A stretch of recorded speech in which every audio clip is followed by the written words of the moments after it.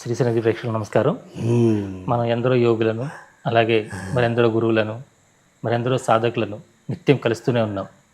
అయితే ఈరోజు మనం చేసుకున్నటువంటి పూర్వజన్మ సుకృతం, లేదంటే మనం ప్రయాణిస్తున్నటువంటి ఈ మార్గంలో ఈరోజు మనం ఒక విశిష్టమైనటువంటి ఒక అనుకోని అతిథిని కలవడం జరిగింది. వారితో నేను ఇంతకుముందు సంభాషించినప్పుడు వారు చెప్పినటువంటి విషయాలన్నీ విని ఎలాగైనా సరే వీరిని మీ అందరికీ పరిచయం చేయాలి.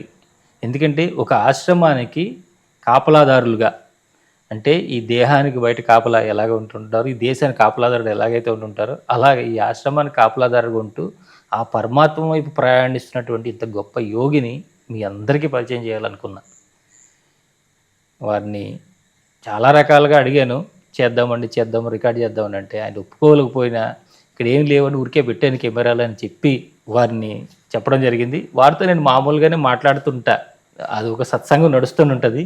మీరు ఖచ్చితంగా ఈ సత్సంగాన్ని చూడాలి, చూసి వారి యొక్క జ్ఞానం ఏ విధంగా ఉన్నది, మన జ్ఞానాన్ని సంపాదించుకోవడానికి మనం చేస్తున్నటువంటి వృత్తి శారీరక ధర్మానికి, భౌతిక శరీరానికి చేసే వృత్తికి సంబంధం లేదు అనే విషయాలు వారు మనకి ఎంత స్పష్టంగానో తెలియజేస్తారు. ఎందుకంటే నేను వారితో ఒకసారి ఏకాంతం కూర్చున్నప్పుడు చర్చించి ఇలాంటి వారిని మీ అందరికీ పరిచయం చేయాలనుకుని ఈరోజు నేను ఈ అర్ధరాత్రి 12 గంటలకి ఈ ఆశ్రమంలో వారు నైట్ వాచ్మెన్గా చేస్తారు కాబట్టి 12 గంటలకు సమయం పెట్టుకుని ఇక్కడ ఈ సత్సంగాన్ని చేస్తున్నాను అనమాట.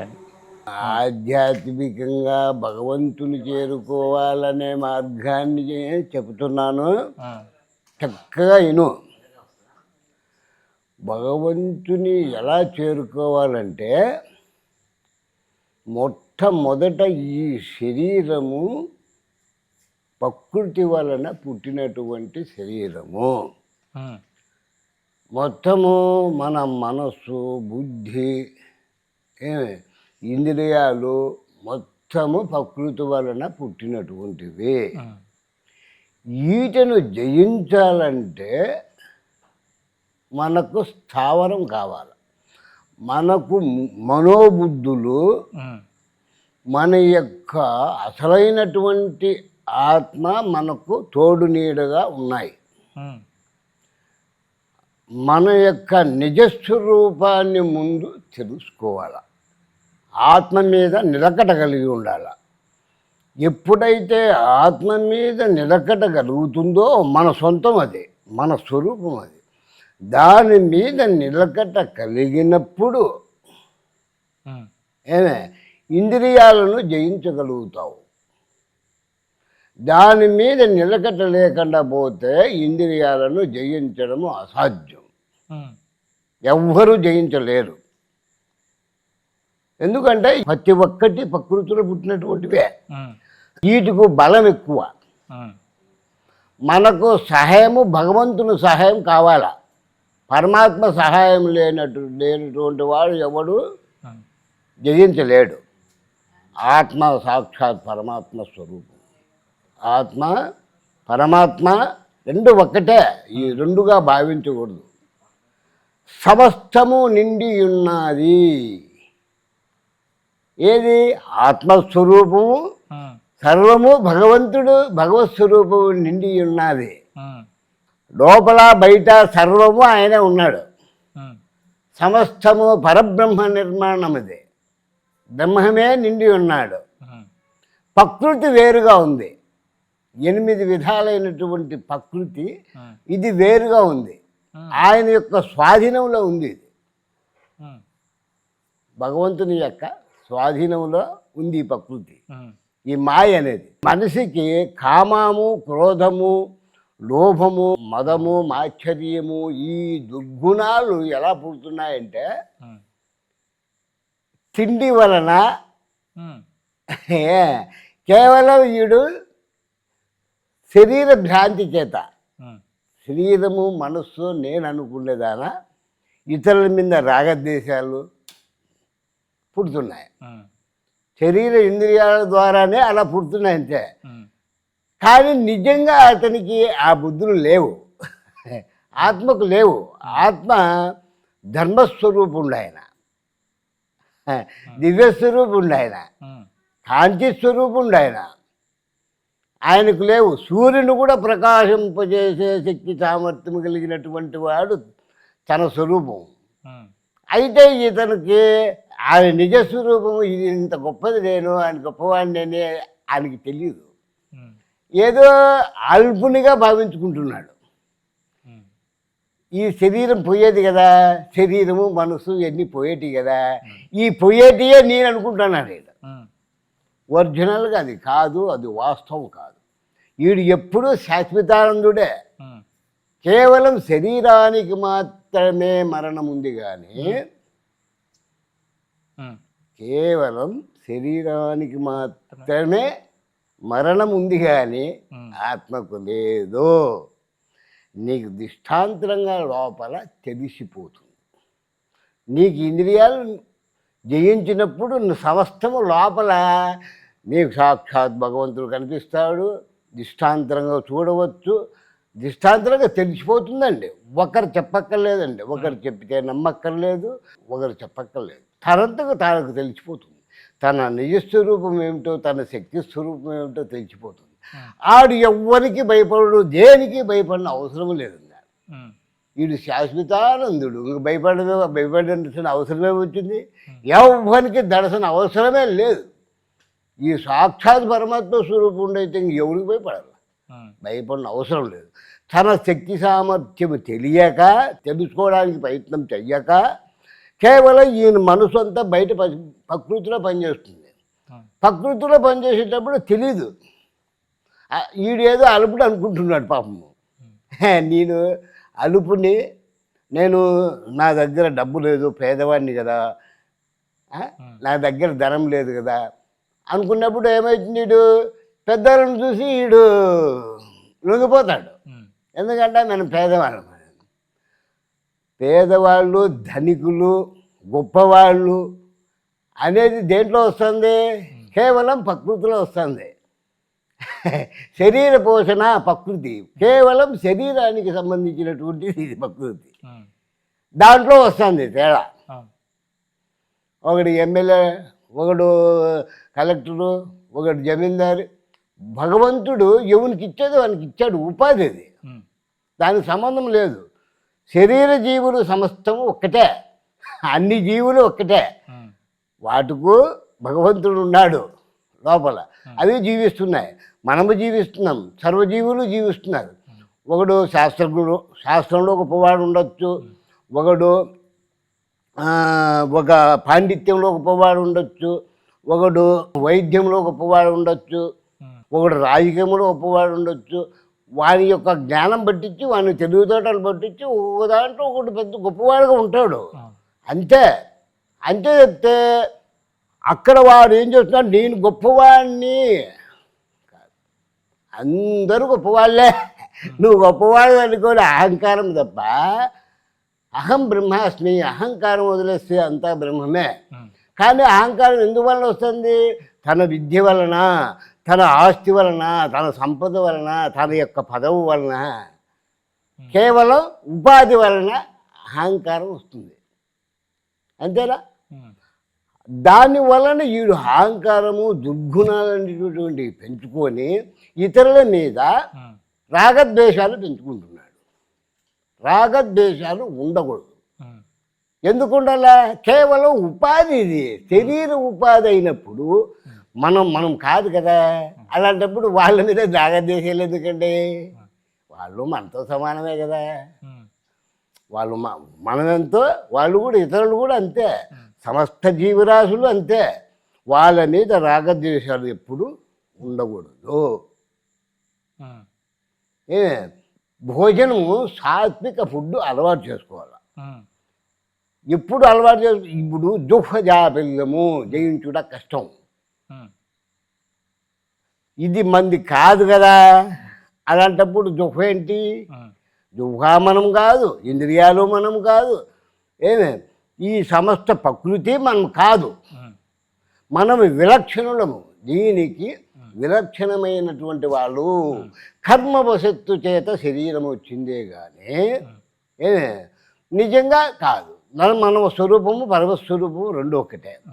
అలాంటప్పుడు ఈ జోహదాబలం ఏంటి? కేవలం సాత్విక ఫుడ్ అలవాటు చేసుకోవాలి. ఉప్పు కారము తగ్గించుకోవాలి.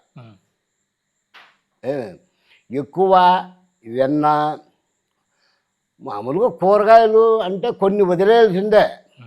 వంకాయ కానీ మాంసాహారం పూర్తిగా వదిలేయాల్సిందే. గుడ్డుతో సహా ఏం తినకూడదు. అది మాంసాహారం అనేది తినకూడదు, చెడ్డది అది. ఎందుకంటే అవి దుర్గుణాలను అలవాటు చేస్తాయి, నాశనం చేస్తాయి. మనకు ఇంద్రియాలు మన స్వాధీనంలో ఉండాలంటే తిండి సాత్విక ఫుడ్ అలవాటు చేసుకోవాల్సిందే. ఎందుకంటే అది మనం తినట్లేదండి, కేవలం శరీర ధారణ మాత్రమే, శరీరం నిలబడడం కోసం మాత్రమే. అది మనం తింటా ఉంటే పోనీ తిన్నా పర్వాలేదు, రకరకాలైన తిండి తిన్నా పర్వాలేదు. అది మనకు సంబంధించిందే కాకపోయా అదేదో ఊడిపోయేదానికి పెడుతున్నా పడవు. అంతే కదా. ఇది ఉంటుందా? చిన్నప్పటి నుంచి మనం ఇన్ని తిన్నాము, ఇన్ని చేసాము, ఇది ఉంటుందా? పోయేదానికి పెడుతున్నాం. ఊరికే శరీర ధారణ అంటే శరీరం నిలబడడం కోసం మాత్రమే సాత్విక ఫుడ్ అలవాటు చేసుకుంటే అప్పుడు ఇంద్రియాలు లొంగుతాయి. ఈ శరీరం అంతా ఇంద్రియాలలో పుట్టినటువంటిది కదండి. మనసు ఎప్పుడు అంతర్ముఖమైతుందో అప్పుడు నీ నిజ స్వరూపాన్ని నువ్వు తెలుసుకోవచ్చు. మీరు ముందు ఏం చేసేవారండి? ఎవరు? వ్యవసాయం చేసేవారు. ముందు ఎవరి దగ్గరికి వెళ్ళారు? అసలు ఈ మార్గంలోకి ఎలాగొచ్చారు? మార్గం ఎప్పుడు పట్టుకుంది మిమ్మల్ని? నాకు చిన్నప్పటి నుంచే ఉంది. బ్రహ్మంగారి జీవిత చరిత్ర పూర్తిగా కంఠపాఠం చేశాను. బ్రహ్మంగారిది? నేను మొట్టమొదట వ్యవసాయం చేస్తూ కూడా ఎక్కువ బ్రహ్మగారి తత్వాలు, బ్రహ్మగారి జీవిత చరిత్ర, గరుడు పురాణము, రామదాసు చరిత్ర, పాటలు, ఇటువంటివన్నీ కొన్ని పుస్తకాలు మెడ్రాస్కు రాసి పోస్ట్ ద్వారా తెప్పించుకునేవాళ్ళం. తెప్పించుకొని బాగా కంఠపాఠం చేసి బాగా చదువుకునేవాడిని నేను. అక్కడి నుంచి మనకు భగవంతుడు రాను ఆయనే తీసుకొచ్చాడు. ఇదంతా సంసార బంధాన్ని అనేది మొత్తం ఆయన ఎడగొట్టేశాడు. అసలు నాకు పెళ్ళే వద్దు, నేను హిమాలయాలో పోయి తపస్సు చేసుకుంటాను అనుకునేవాడిని. కర్మవశత్తు చేత కర్మ తప్పించుకోలేము. కర్మ అంటే తప్పించుకోవచ్చు జ్ఞానం చేత. అంత లోపల ఏమన్నా ఉంటే పరమాత్మ దాన్ని క్లియర్ చేసేస్తాడు. ఆయన ఫ్రెండ్ అయిన తర్వాత ఒక కొడుకు పుట్టిన తర్వాత నన్ను క్లియర్ చేసాడు మొత్తం. అక్కడి నుంచి లేకుండా ఇంకా పూర్తిగా లేపేశాడు నన్ను. లేపేసి గణపతి సత్యానంద స్వామి ఆశ్రమానికి పంపించాడు. అక్కడ కొద్ది రోజుల తర్వాత వాళ్ళు, నీకు రెడ్డి గారు మీరు పిఠాపురం వెళ్ళండి, అక్కడ పెద్ద గుడి కడుతున్నాము, మీరు అక్కడ ఉంటే బాగుంటుంది, అక్కడ వెళ్ళండి అని చెప్పిన అనేసి వాళ్ళే రిజర్వేషన్ చేసి ఇక్కడ పంపించారు. అక్కడ 10 సంవత్సరాలు ఉన్నాను. తర్వాత బాబాగారు మహానుభావుడు, ఆయన కూడా చాలా గొప్పవారు. బాబాగారు కూడా ఎవరు? గోపాల్ బాబా. మరి చాలా గొప్పవారు. ఆయనతో తిరిగాను కదా నేను. నన్ను అలా కలుసుకునేవాడు నన్ను. ఎవరిని ఒకటి గెట్ అవుట్ బయట రావద్దు అన్నప్పుడు కూడా నేను కొంచెము భయపడేవాడిని. అరే బాబాగారు ఏమంటారో ఏమో అని చెప్పి తలుపు మూల పోయి ఇలా అన్నం పెట్టి ఇలా అన్నాం అనుకో, వచ్చే అనేవాడు లోపలికి, ఉగ్గడి పెట్టేసేవాడు, కూర్చోవాడేవాడు. చాలా గొప్పగా చూసుకునేవారు నన్ను బాబాగారు. ఆ సంగతి నాకు తెలుసు. ఇతరులకు నవ్వులాటగా ఉండేది, వాళ్ళందరూ నవ్వుకునేవాళ్ళు. బాబాగారు నన్ను అలా చేస్తుంటే ఏమన్నాడు, మొట్టమొదటి నాకు ఏం చెప్పాడు, థోడా ఖావరే మరొక ఖాయాతో నాకు ఖాడ్రాలతో అనేవాడు. తక్కువ తిను, ఎక్కువ తింటే ముక్కు కోసేస్తా అనేవాడు. వీళ్ళందరూ నవ్వేవారు. మీరు తిండిపోతా అనుకునేవారు, బాగా తింటాడు అందుకని బాబాగారు వద్దంటున్నారు అనుకునేవారు. ముక్కు కోసేస్తారంటున్నాడు బాబాగారు మీకు అనేవాడు. తినేది వాళ్ళకి తెలుసు, వాళ్ళు ఆ మాట అనుకోవట్లేదు, కేవలం బాబాగారు నీకు ముక్కు కోసేస్తారంటున్నాడు అనేవాళ్ళు. వీళ్ళకి తెలియదు కదా రహస్యం. ఎందుకంటే ఆధ్యాత్మికంగా ముందుకు తిండి తినేవాడు వెళ్ళలేడు. వాడు ఎప్పుడు అల్పాహారమే తింటాడు, తక్కువ తినాల, తక్కువ నిద్రించాలా, తక్కువ తినాలా. నిద్రలోనూ తిండిలోనూ ఎక్కువ ఉండేటటువంటి వానికి ఆధ్యాత్మిక జ్ఞానం అవ్వదు. కాబట్టి బాబాగారు 10 సార్లు నాకు హెచ్చరించేవారు. ఆ విధంగా ఇంకా కొన్ని చాలా విషయాలు చెప్పేవారులే. చాలా విషయాలు చెప్తే మాకు చెప్పండి, మరి చెప్పకపోతే ఎలాగా? చాలా విషయాలు అంటే అవి మనం కొన్ని కొన్ని మనకు అర్థమవుతాయి, కొన్ని అర్థం కావు. వాళ్ళు హిందీలోనూ కొన్ని అరబ్బీలో కూడా మాట్లాడేవాడు బాబాగారు. అరబ్బీలో కూడా రాసేవాడు ఆయన. ముందు మొట్టమొదట మన సాధన ఏం చేయాలంటే మనము పరమాత్మని చేరుకోవాలా అనుకుండేది వాళ్ళు పట్టుదలతో మన భగవంతుడు ఎటువంటి పరిస్థితుల్లోనూ పరమాత్మని చేరుకోవాలా, ఆయన చూడాలా అనే పట్టుదల ఉన్నటువంటి వాళ్ళు ఏం చేయాలంటే ఫుడ్ సాత్విక ఫుడ్ తింటూ కామ క్రోధాలను ఇంద్రియాలు పెట్టేటటువంటి సంక్షోభాన్ని అరికట్టాలి. ఇవి సంక్షోభం బాధ పెడుతుంటాయి, లేకుంటే ప్రశాంతత వచ్చేస్తుంది, నిర్మలం అయిపోతాడు మనిషి. తన ఆత్మస్వరూపంలోకి వెళ్ళిపోతే ఇంకేముండదు, ఆనంద స్వరూపంలోకి వెళ్ళిపోతాడు. ఈ ఆనంద స్వరూపము దైవస్వరూపం అనేది ఈయనకి తెలియదు, తన ఆత్మస్వరూపం తెలియదు. సుఖం ఇక్కడే ఉంది అనేది ఎవరికి తెలియదు, బయట ఏదో ఉండదు అనుకుంటున్నారు. ఆ రాళ్ళల్లోనూ చెట్లలోనూ కప్పల్లోనూ దేవాలయాల్లోనూ ఏమి లేదు, ఎక్కడ ఏమి లేదు, తన ఎందే ఉంది. కానీ తెలుసుకోలేకపోతున్నాడు, తెలుసుకోలేక ప్రకృతిలో తిరుగుతున్నాడు మానవుడు. సుఖం ఉందని లేదు, తన యందే దివ్యస్వరూపం ఉంది, అఖండ రూపం ఉంది, అనంతమైన ఆనందం ఉంది. తనలో స్వరూపం తెలుసుకోవాలంటే సాత్విక ఫుడ్ తింటూ బాగా ధ్యానం చేస్తూ దృష్టిని భూమధ్యమందున నిలిపి నిష్ఠాగరుస్తుండే సర్వము అంటే మొత్తము వదిలేయాల. అంటే కోరికలు తనలో రానికూడదు, రానిస్తే నీకు మనస్సు అనేది ఏకాగ్రత నిలబడదు, దృష్టి భూమధ్యమందున నిలబడదు. ఇదంతా నాది కాదు, ప్రకృతి ఇదంతా కేవలం ఉపాధి మాత్రమే, నాది కాదు. నా నిజస్వరూపాన్ని నేను తెలుసుకోవాలని ఏకాగ్రతతో ధ్యానం చేయాలి. ఎప్పుడైతే ఏకాగ్రతతో ధ్యానం చేస్తూ వస్తావో ఫస్ట్లో కొంచెం ఇబ్బంది పెట్టచ్చు ఇంద్రియాలు, వాటికి లొంగకూడదు మనము. వాటికి లొంగితే ఇంకేముంది, ఇంకా అయిపోయా. వాటికి లొంగకుండా పనికి మనటి వాడితే నాకేం పని ఉంది, మరి నా స్వరూపం నేను తెలుసుకోవాలి కదా, మరి ఇది పోయేదాన్ని పట్టుకొని నేనేం ఆడదు అని అనుకోవాలి మనసులో. పోయేదాన్ని పట్టుకొని నేను ఆడుతాను, ఎప్పుడు పోతుందో తెలియదు. ఇది దీని గురించి నాకెందుకు, నా స్వరూపం తెలుసుకోవాలా అని పట్టుదలతో ఏకాగ్రతతో నాసికాగ్రమును దృష్టి నిలిపి కూర్చొని బాగా ఎవ్వరు లేని చోట బాగా కూర్చొని పెంచుకోవాలి. ఈ పొద్దు గంట కూర్చున్నావు, రేపు గంట పావు గంట అలాగా అరగంట అలా పెంచుకుంటూ పెంచుకుంటూ పెంచుకుంటూ ధ్యానం చేయాలి. ధ్యానం చేసినప్పుడు నీకు నిర్మలత్వం వచ్చేస్తుంది. నిర్మలత్వం వచ్చి దృష్టి ఇక్కడ నిలబడుతుంది, సూర్యుని వలె ప్రకాశిస్తుంది. సూర్యుడు ఏ మాదిరిగా ప్రకాశిస్తున్నాడు ఆ మాదిరిగా ప్రకాశిస్తుంది. బాగా ప్రకాశిస్తూ ఆ ప్రకాశాన్ని చూస్తూ ప్రకాశం చూస్తూ చూస్తూ చూస్తూ చూస్తూ ఉంటే ఏమే నీకు ఎక్కువ టైం ఏం పట్టదు, అంటే 3-4 సంవత్సరాలు పడుతుంది. 3-4 సంవత్సరాలలో తన నిజస్వరూపం తెలిసిపోతుంది. ఒకరు చెప్పక్కర్లేదు, ఒకరు నమ్మక్కర్లేదు, ఒకరితో అవుట్ ఆఫ్ క్వశ్చన్స్.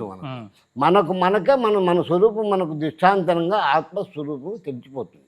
అందుకే కొంతమంది ఆత్మదర్శనం దొరికింది అంటుంటారు చూడు. అవునండి, ఆత్మ దర్శనం దొరికితే అయిపోయాంగా, తన నిజస్వరూపం తెలిసిపోతే ఈ రెండంటి లెక్క చేస్తారా ప్రకృతిని? ఎవరూ లెక్క చేయరు కదా, వదిలేస్తారు వాటిని అన్నింటినీ, ఆటోమేటిక్గా పోతాయి, ఏమో నిలబడవయ్యి.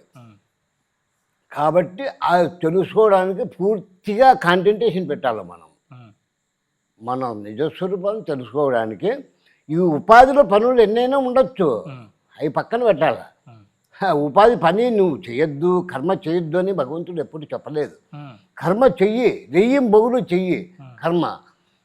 కర్మ చేసినా అవి నీవి కావు, సమస్తం నాకు వదిలే భగవతార్పణ బుద్ధితో కర్మ చెయ్యి. నువ్వు ఎంత కర్మ చేసినా నీకు అంటుకోదు, నీకు ఎటువంటి సంబంధము ఉండదు. కర్మ చేసే విధాయకము ఉంది అక్కడ. ఏమి అనాసక్తముగా కర్మలు ఆచరించు. ఉమ్, అనాసక్తంగా ఎలా ఆచరిస్తావు తెలుసా నీకు? తెలియదు. తెలుసుకోవాలంటే ఎలాగా? నేను ఆత్మస్వరూపునే కానీ శరీరము కాదు, ఈ కర్మలు నాకు ఎటువంటి సంబంధము లేవు, కేవలం ఉపాధి కోసము మాత్రమే ఈ యొక్క కర్మలు ప్రకృతి వలన, శరీరం ఇంద్రియాల వలన ఇవి జరుగుతున్నదే తప్ప వాస్తవానికి నాకు ఎటువంటి సంబంధము లేదు. ఉందా సంబంధము? ఏమి సంబంధం లేదు అనే భావంతో చేయాలి కర్మలు. నీ నిజస్వరూపం ఎప్పుడు తెలుసుకుంటావో అప్పుడు ఆ భావన నీకు వస్తుంది, ఆ భావంతో చేస్తావు. మరి నేను శాశ్వతానందుడు, ఇవన్నీ నీకెందుకు? తెచ్చిపోతుంది కదండి. అప్పుడు నువ్వు చేయగలుగుతావు నిష్కామ కర్మ. నిష్కామ కర్మ అంటే అనాసక్తంగా కర్మలు ఏమిటంటే మరి నాకు సంబంధం ఏంటి, నాకెందుకు? శాశ్వతమైన వానికి తిండి అవసరమా? ఈ కర్మలు అవసరమా? ఇవన్నీ అవసరమా? నది స్వరూపం ఎప్పుడు తెలుస్తుందో ఇప్పుడు అవన్నీ నావి కాదు అని వదిలేస్తాడు. తన నిజస్వరూపం తెలియకపోతే ఏమనుకుంటాడు? మనసు నేను, శరీరం నేను అనుకునేటప్పుడు ఇవన్నీ నాకు అవసరం కదా, ఈ బట్టలు నాకు అవసరము, తిండి నాకు అవసరం, ఇవన్నీ నాకు అవసరం కదా అనుకుంటాడు కదా. మరి తన స్వరూపం తెలిసిపోతే అప్పుడు ఎందుకు అనుకుంటాడు? ఇవన్నీ నాయి కాదు, ఇవన్నీ శరీరానికి సంబంధించినటివి, పోతాయి, ఇవి మనకు సంబంధం లేదు అని చెప్పిన తెలిసినప్పుడు అప్పుడు అనాసక్తంగా కర్మలు ఆచరించగలుగుతాడు. లేకుంటే ఆచరించలేడు కదా. మరి ఏది ఆధారం లేకుండా ఏది నిలబడదు కదండి. మరి ఇప్పుడు మనము ఈ కుర్చీ లేకుండా మనం ఎలా కూర్చుంటా? ఆ స్టాండు భూమి లేకుండా అది నిలబడదు కదా. అదే విధంగానే మనము తన స్వరూపాన్ని తెలుసుకున్నప్పుడు ఇవన్నీ వదలగలుగుతాం. దాన్ని తెలుసుకోవడానికి సర్వవిధములా ప్రయత్నం చేయాలి. ప్రయత్నం చేస్తే ఈజీగా భగవంతుడు దొరుకుతాడు. అందులో ఎలా చేయాలో తెలిసిన భగవంతుని నీకు ఏ రూపంలో నీకు కావాలా చెప్పు? రాముల్లో కావాలా, కృష్ణుల్లో కావాలా, నరసింహస్వామి కావాలా, నీకు ఏ విధంగా కావాలి చెప్పు? నీకెవరు ఇష్టం చెప్పు? ఎవరైనా భగవంతుడు అండి. ఇంకా భగవంతుడు కొద్ది రోజులు ఫస్ట్లో సాధనలో అతని స్వరూపాన్ని తోడు పెట్టుకోవాలా. నీకు ఒరిజినల్ స్వరూపం, సమస్త రూపము, కాంతివంతమైన రూపము, అది సమస్తము తెలుసుకోవాలంటే అంత తొందరగా అయిపోతుందండి. మరి మొట్టమొదటి సాధన చేసేటప్పుడు నువ్వు ఎవరికోవరు రాములో కృష్ణుడో నీకు నచ్చాలి కదా, ఆయన ప్రేమించాలి కదా. ఆ విధంగా నువ్వు చూసుకుంటూ చూసుకుంటూ చూసుకుంటూ సాధన చేసుకుంటూ ఆయన ఈ రూపంలో దగ్గర అయితే వస్తే నీకు సమస్తము ఏ విధంగా విస్తరించి ఉన్నాడు అనేది నీకు తెలుస్తుంది. మామూలుగా నీకు ఎలా తెలుస్తుంది? ఆయన పట్టుకోవాలంటే ముందు పట్టుకుని వెళ్ళాలి. మరి ఏదో ఒకటి ఇప్పుడు కొంతమంది ఎందుకు ఒక ఇంట్లో కూర్చొని ఫోటోలు పెట్టుకొని ఒక విగ్రహం పెట్టుకొని ఫస్ట్లో పూజించుకుంటారు. అది అలవాటు, అలా చేసేదానికోసం. అలవాటు చేస్తేనే నీకు తెలుస్తుంది, లేకపోతే ఎలా తెలుస్తుంది? తెలియదు కదా. కాబట్టి ఆ భగవంతుడు ఏం చేస్తాడు?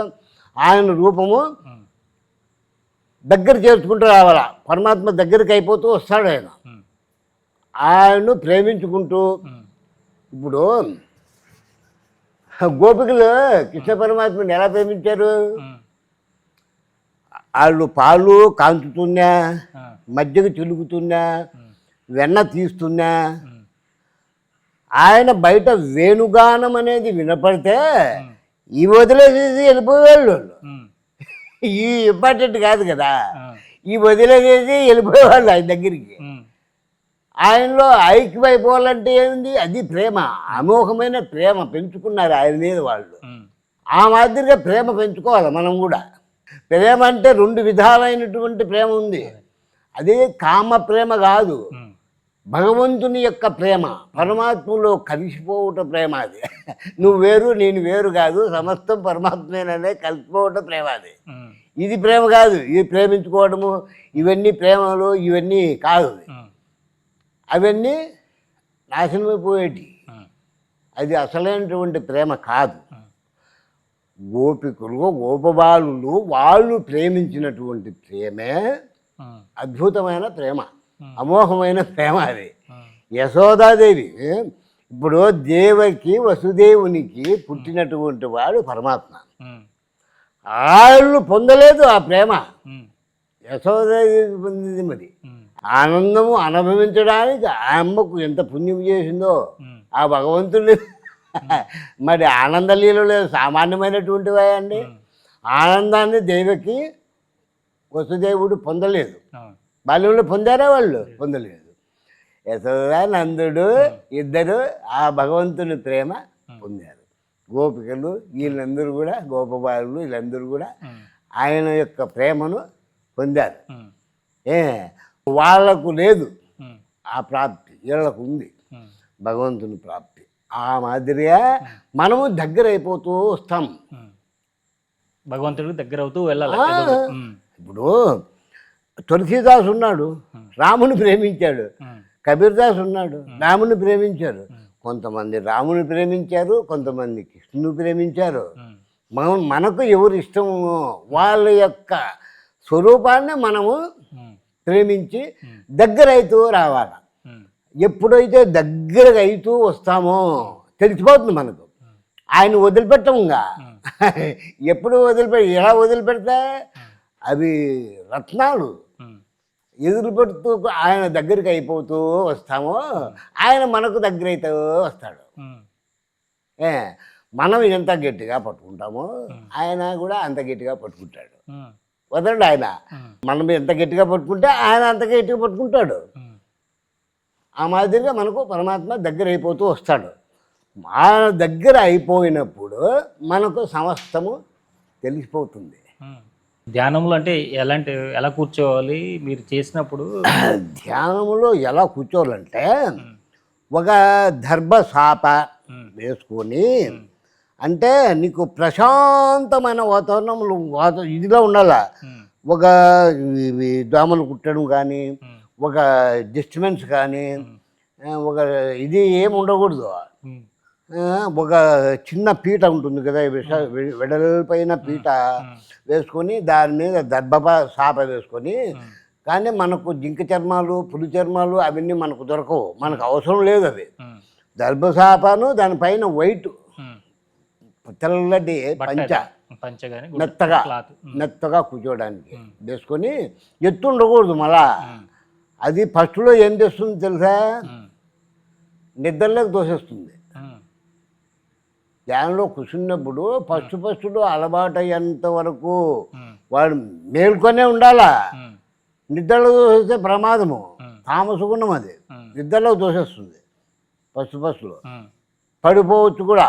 అందుకోసమనే ఎత్తు తక్కువ ఉండే పీటను వేసుకొని కూర్చోవాలి.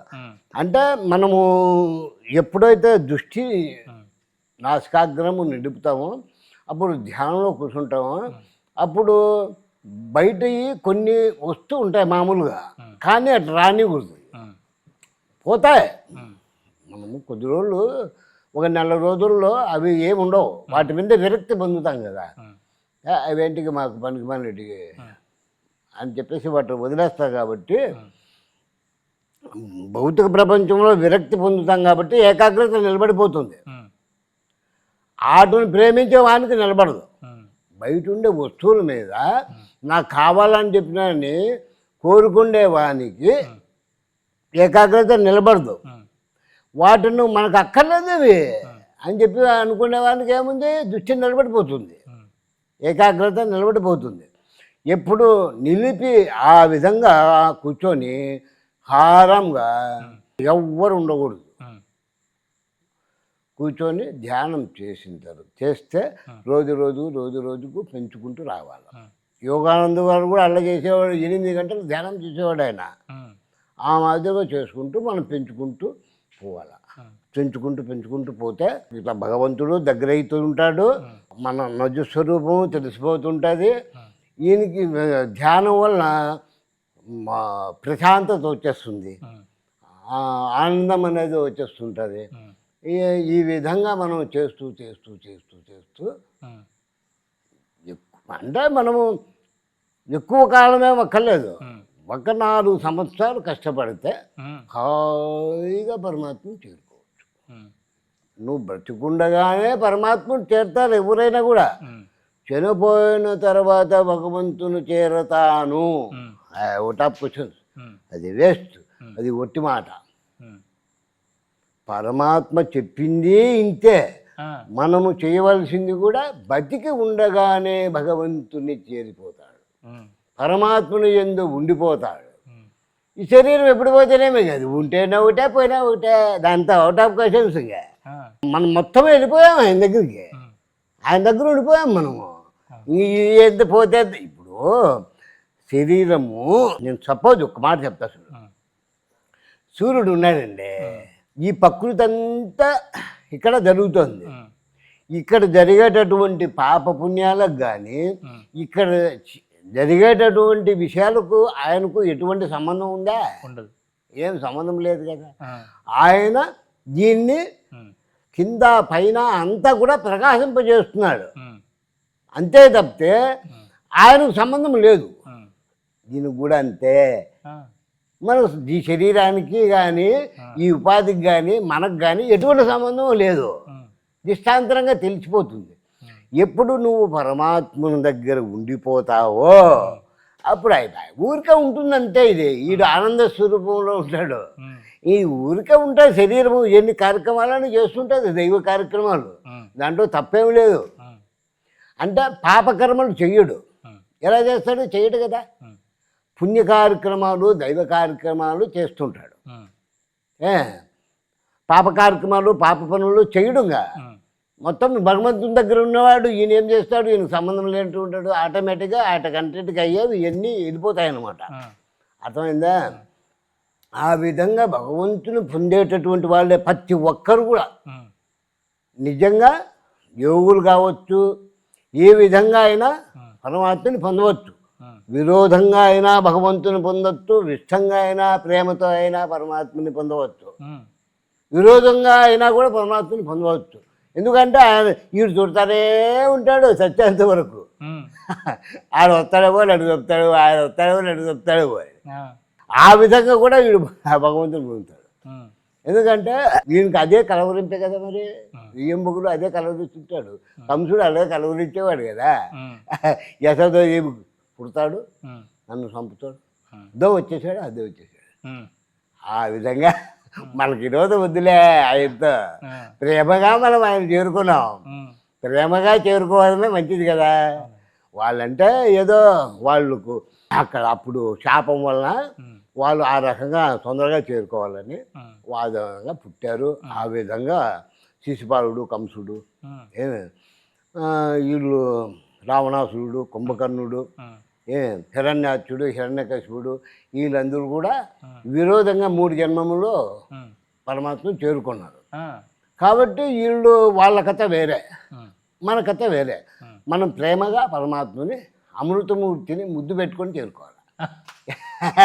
ఎందుకంటే ఆయన ఒక్కసారి ముద్దు పెట్టుకుంటే రాదండి. ఆ, ఉమ్. ఇంకేం కావాలండి మనకి చెప్పు.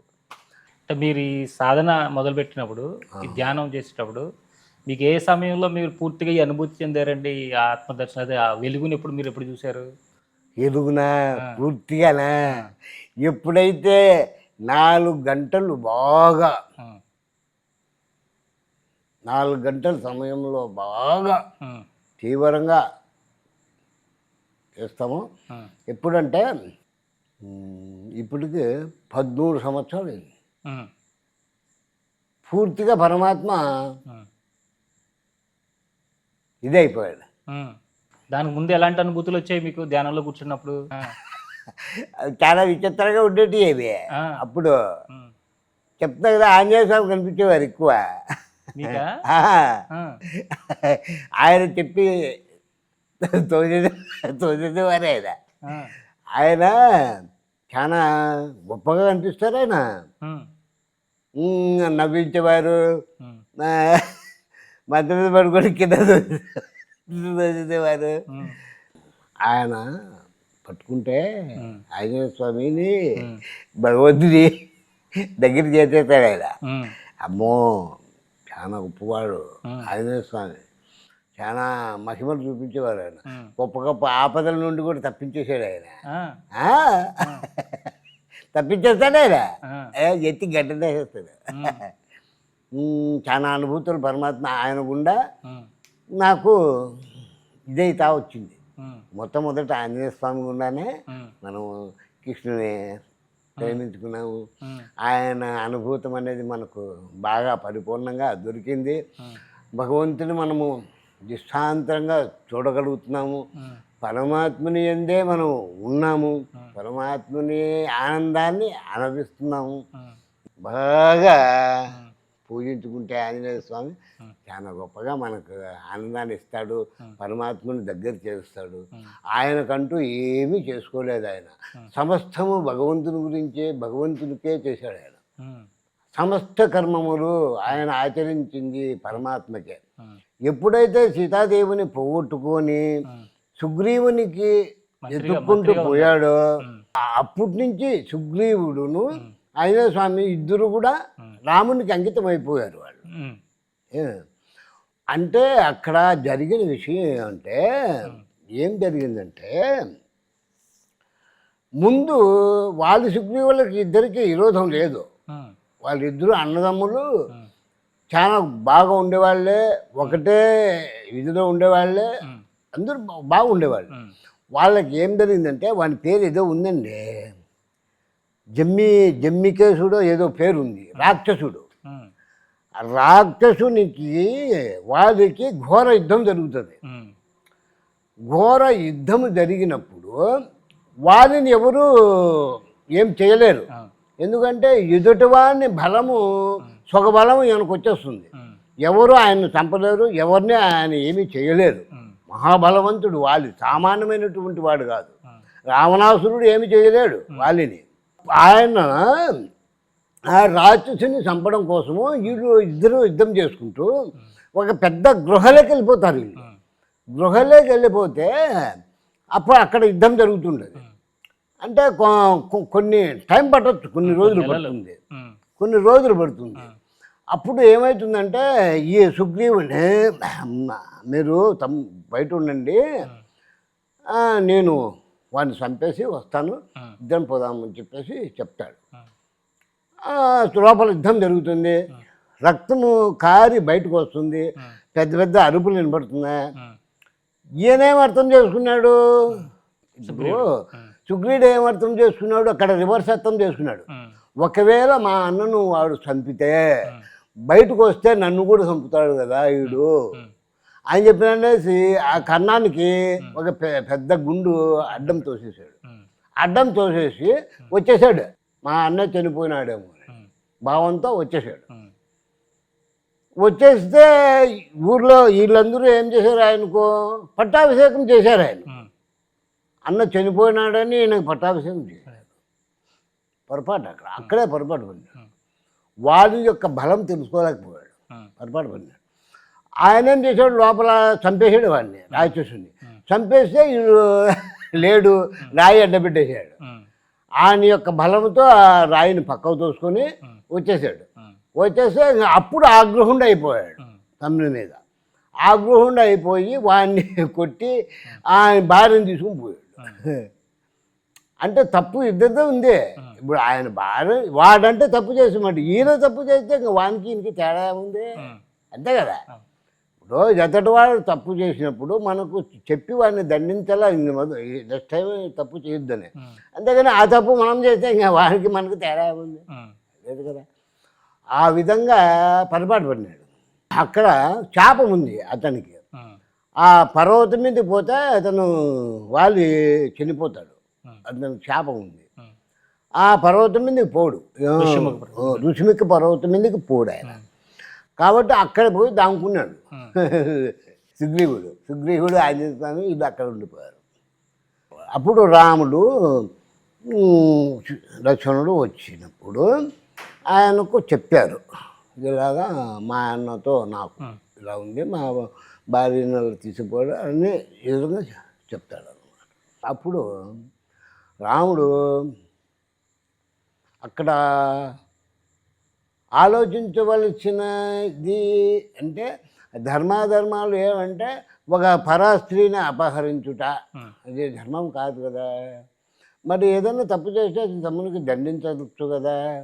ఆ విధంగా ఆయన ఏం చేశాడు, ఆయన పూర్తిగా చంపవలసి వచ్చింది. అప్పుడు ఇద్దరం చేయండి అని చెప్తాడు. అంటే వాళ్ళిద్దరిలో ఒకరికొకరు యుద్ధం చేసుకునేప్పుడు ఫస్ట్లో ఏమవుతుందంటే ఆయన గుర్తించలేకేం కాదండి, అది ఎందుకో మరి అప్పుడు ఆ సమయమందు ఆయన అతనికి బాణం ఎడుచకుండా తర్వాత పూలమాల వేసి ఆయనకు చంపుతాడు.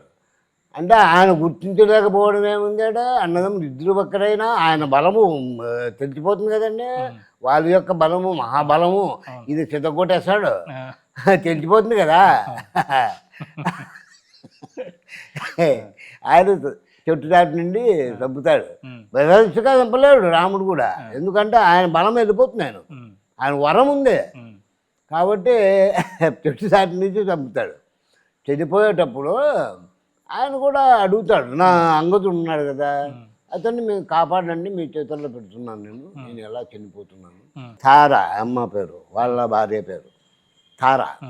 ఆ అమ్మను అంగదుడిని చూసుకోమని ఆయనకు అప్పచెప్పి ఆయన చనిపోతాడు. అయితే ఆయన చెప్తాడు, సీతాదేవిని నేను రావణాసురు నీ కాళ్ళు చేతులు కట్టుకొచ్చి నీకు కాళ్ళ ముందర పడేసింది కదా, నేను నన్ను చంపకపోతే నన్ను కోరింటే చెప్తాడే. అంటే అక్కడ చెప్పింది కరెక్టే కాదని లేదు. అక్కడ మొట్టమొదట ఏం జరిగింది, ముందు రామాయణం పుట్టిందా రాముడు పుట్టాడా? రామాయణం ముందు పుట్టింది, అక్కడ రాముడు కాదు ముందు పుట్టింది, రామాయణం ముందు పుట్టింది. వాల్మీకి రాముడు పుట్టకతాలకనే రామాయణం రచించాడు. ఆ విధంగా జరగాలి ఇక్కడ, అంతేగాని వాళ్ళు అక్కడ పొరపాటు చేయడానికి అవకాశం లేదు. ఎందుకంటే వేరే విధంగా చేస్తే అక్కడ రాసింది పొరపాటు అయిపోతుంది, అది జరగడానికి లేదు. ఆ సాక్షాత్ పరమాత్మ రాయిపించినటువంటి వాడు, ఆయనకు చదువు లేదు. ఆయన ఒక మునేశ్వరుని కుమారుడు అండి వాల్మీకి, ఆయన పేరు రత్నాకరుడు. వాళ్ళ తండ్రి ఏం చెప్తాడంటే, యజ్ఞము వాళ్ళు హోమాలు ధ్యానాలు చేసుకుంటుంటారు కదా, ఋషులు కదా, ఋషీశ్వరుని కుమారుడు ఆయన. అయ్యా కొడుకు ఉత్తర దిగ్భాగమునకు పోవద్దు, తూర్పు దిశకు పడమర కానీ దక్షిణం కానీ 3 వైపులా పోయి పూలు ఆకులు పండ్లు పుల్లలు తీసుకురా, ఉత్తర దిగ్భాగమునకు పోవద్దు అని చెప్పేవాడు. చాలా రోజులు మామూలుగానే తెచ్చేవాడు తండ్రి మాట విని. తర్వాత ఏమైందంటే ఈయనకు కొంచెం అనుమానం వచ్చింది, పెద్దోడేకి మా నాయన ఎందుకు ఉత్తర దిగ్భాగమునకు పోవద్దు అంటున్నాడే అని చెప్పేసి. ఆయనకు తెలుసు అక్కడ బోయ ఊర్లు ఉన్నాయని చెప్పేసి ఆయనకు తెలుసు, వాళ్ళకు పుల్లలకు ఎండు పుల్లలకు కట్టెలకు ఆకులకు వస్తుంటారు కదా, అందుకు ఆయనకు తెలుసు అక్కడ పోగుడు అనేది. ఈయనకు తెలియదు కదా కుర్ర వయసులో. అప్పుడు ఏమైందంటే ఈయన ఉత్తర దిగ్భాగములకు పోయాడు, అక్కడ పోయేవాళ్ళు తోడయ్యారు. ఒకసారి ఈయన చూస్తేనే వాళ్ళు పిలిచారు మోపెత్తడానికి, కర్రలు మోపెత్తడానికి. ఒకసారి పోపెత్తాడు, రెండోసారి అలాగా పూత వాళ్ళకి వీళ్ళకు కనెక్షన్ ఏర్పడిపోయింది. అక్కడ స్త్రీలను చూస్తే పురుషునికి కనెక్షన్ ఏర్పడిపోయింది కదా, అలా కనెక్షన్ ఏర్పడిపోయింది.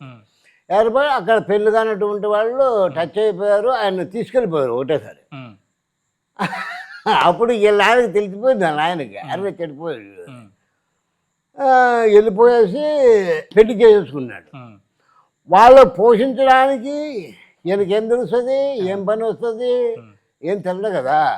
వచ్చి పోయే వాళ్ళందరినీ నరికి పారేయడము, వాళ్ళ దగ్గర ఉన్నటువంటి ధనాన్ని దోచుకోవడము, వీళ్ళను పెంచడము, ఈ రకంగా మొదలుపెట్టాడు ఆయన. ఇంకే ఏం తెలియదు ఆయనకు, రెండో పని తెలియదు పాపము, ఎలా పోషించాలని తెలీదు. ఈ పని పెట్టాడు, ఈ పని చేస్తున్నాడు, ఘోరమైన పాపాలు చేసేస్తున్నాడు. అలా చేస్తుంటే అప్పుడు నారద మునేంద్రుడు, అరే ఇది ఎలా చేసేస్తున్నాడు, ఘోరమైన పాపాలు అన్నీ అందరినీ నరికి పారేస్తున్నాడు అని చెప్పేసి వస్తాడనమాట. ఒక మూట కట్టుకొని ధనాన్ని భుజాన్ని వేసుకుని ఒక కర్ర పోసుకుంటూ వస్తాడు. వస్తే అప్పుడు వాల్మీకిని అడుగుతాడు, అయ్యా ఈ విధంగా నరికేసి మా విధంగా పాపం చేస్తున్నావే దేనికోసం చేస్తున్నావు అని చెప్పి అడుగుతాడు. భార్య పిల్లలు పెంచుకోవడం కోసం చెప్తాడు. అయితే నువ్వు చేసిన పాపం భార్య పిల్లలు పంచుకుంటారా ఏమో ఒక్కసారి అడిగిరా అని చెప్తాను. అయితే నీకు నమ్మకం లేకపోతే నన్ను ఇక్కడ చెట్టుకు కట్టేసి పో, నేను ఆడిపోను, నువ్వు అడిగి వచ్చేంత. అప్పుడు ఆయన్ను తీగతో చెట్టుకు కట్టేసి పోతాడు కొండ గృహలోకి. పోయి భార్య పిల్లలను అడుగుతాడు. వాళ్ళు నాకు సంబంధం లేదంటారు.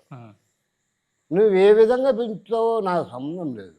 నువ్వు ధర్మంగా పెంచుతావో, పాపం చేసి పెంచుతావో, వేరే విధంగా పెంచుతావో మాకేం సంబంధం లేదు. మమ్మల్ని పెళ్లి చేసుకునే కన్నావు కనుక మాకు నువ్వు పెంచవలసిన బాధ్యత అంతవరకే. నువ్వు ఏం చేసి పెంచుతావు మాకు సంబంధం లేదని చెప్పారు వాళ్ళు. అరే ఇది ఏంది, ఇది ఇలా ఉంది అని చెప్పేసి ఆయన కాలు పట్టుకుంటాడు వచ్చి, నేను వచ్చేస్తాను అంటాడు అని చెప్పేసి. నువ్వు ఎవడికి రావద్దు, కూర్చో, రామనామం జపం చేస్తూ కూర్చో అని చెప్తాడు. రామా అనేది కూడా తిరగదు ఆయన సరిగ్గా. మరా మరా మరా మరా మరా మరా అంటాడు. మరా అన్నప్పుడు అది రామా అనే వచ్చేస్తుంది. అది మరా మరా మరా అనే కూర్చుంటాడు. ఇంకా వీళ్ళకు మంచి పట్టుదల కదండి వాళ్ళకి, ఋషికుమారులకి.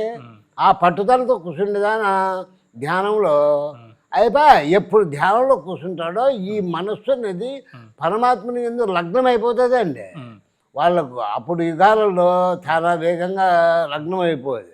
లేకపోతే అయిపోయి ఈ శరీరంలో పుట్ట పెరిగిపోయి మామూలు గారు ఆనపోని తప్పదు ఉండదు.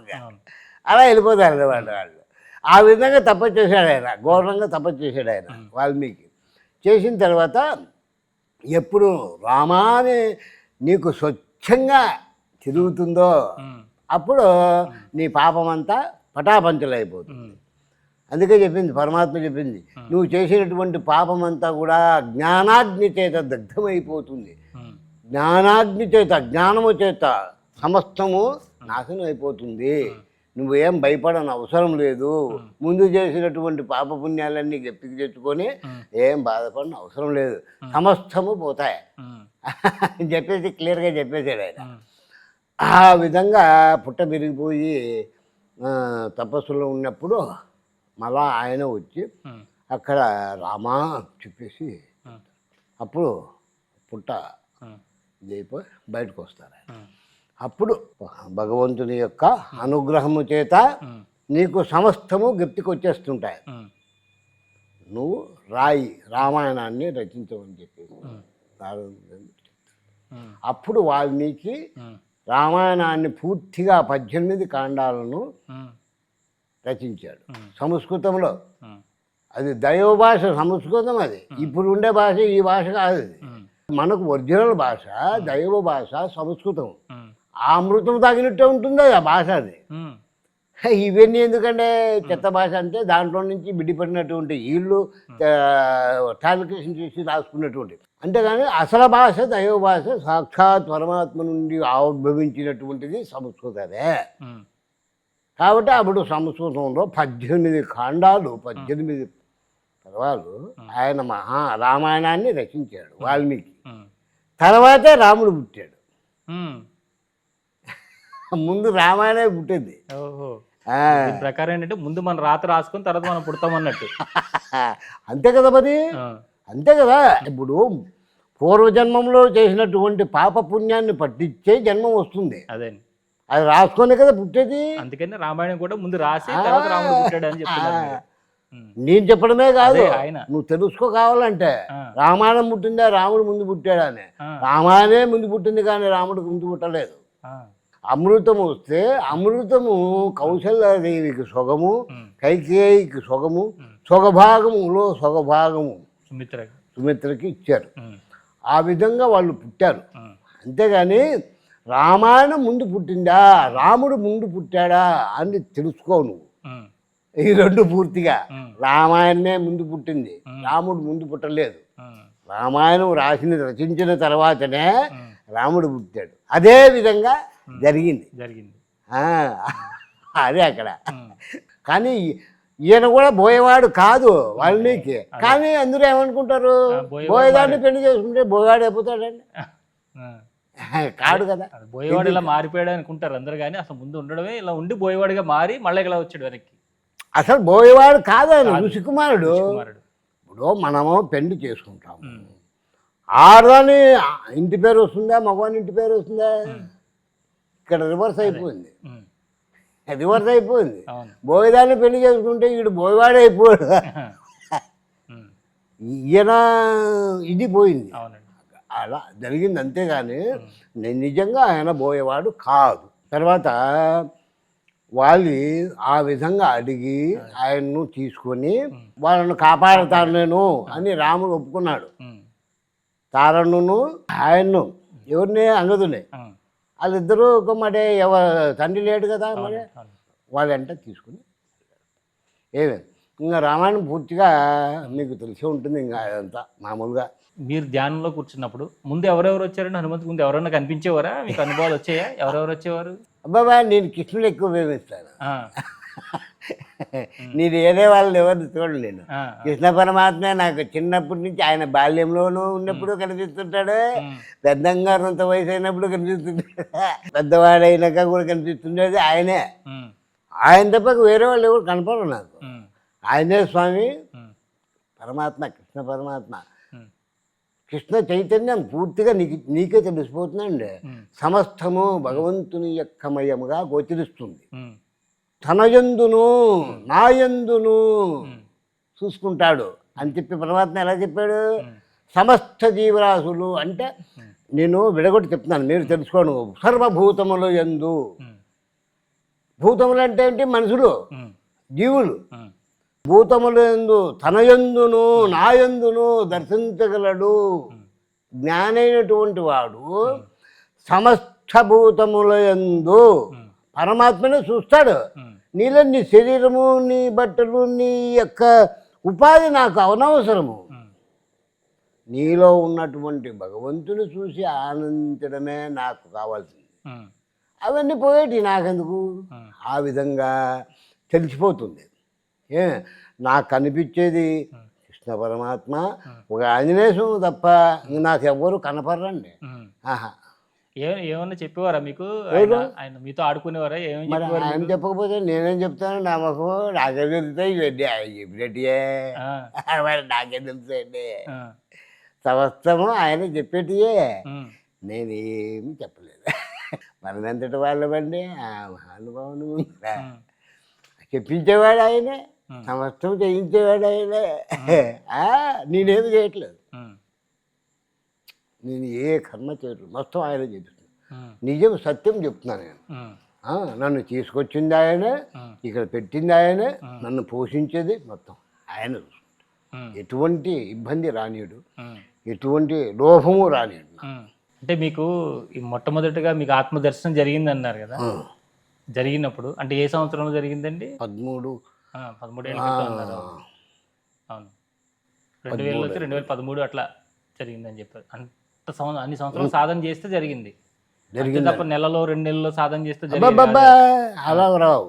అబ్బా తన స్వరూపం తెలుసుకోవాలంటే కొన్ని సంవత్సరాలు పడుతుందండి.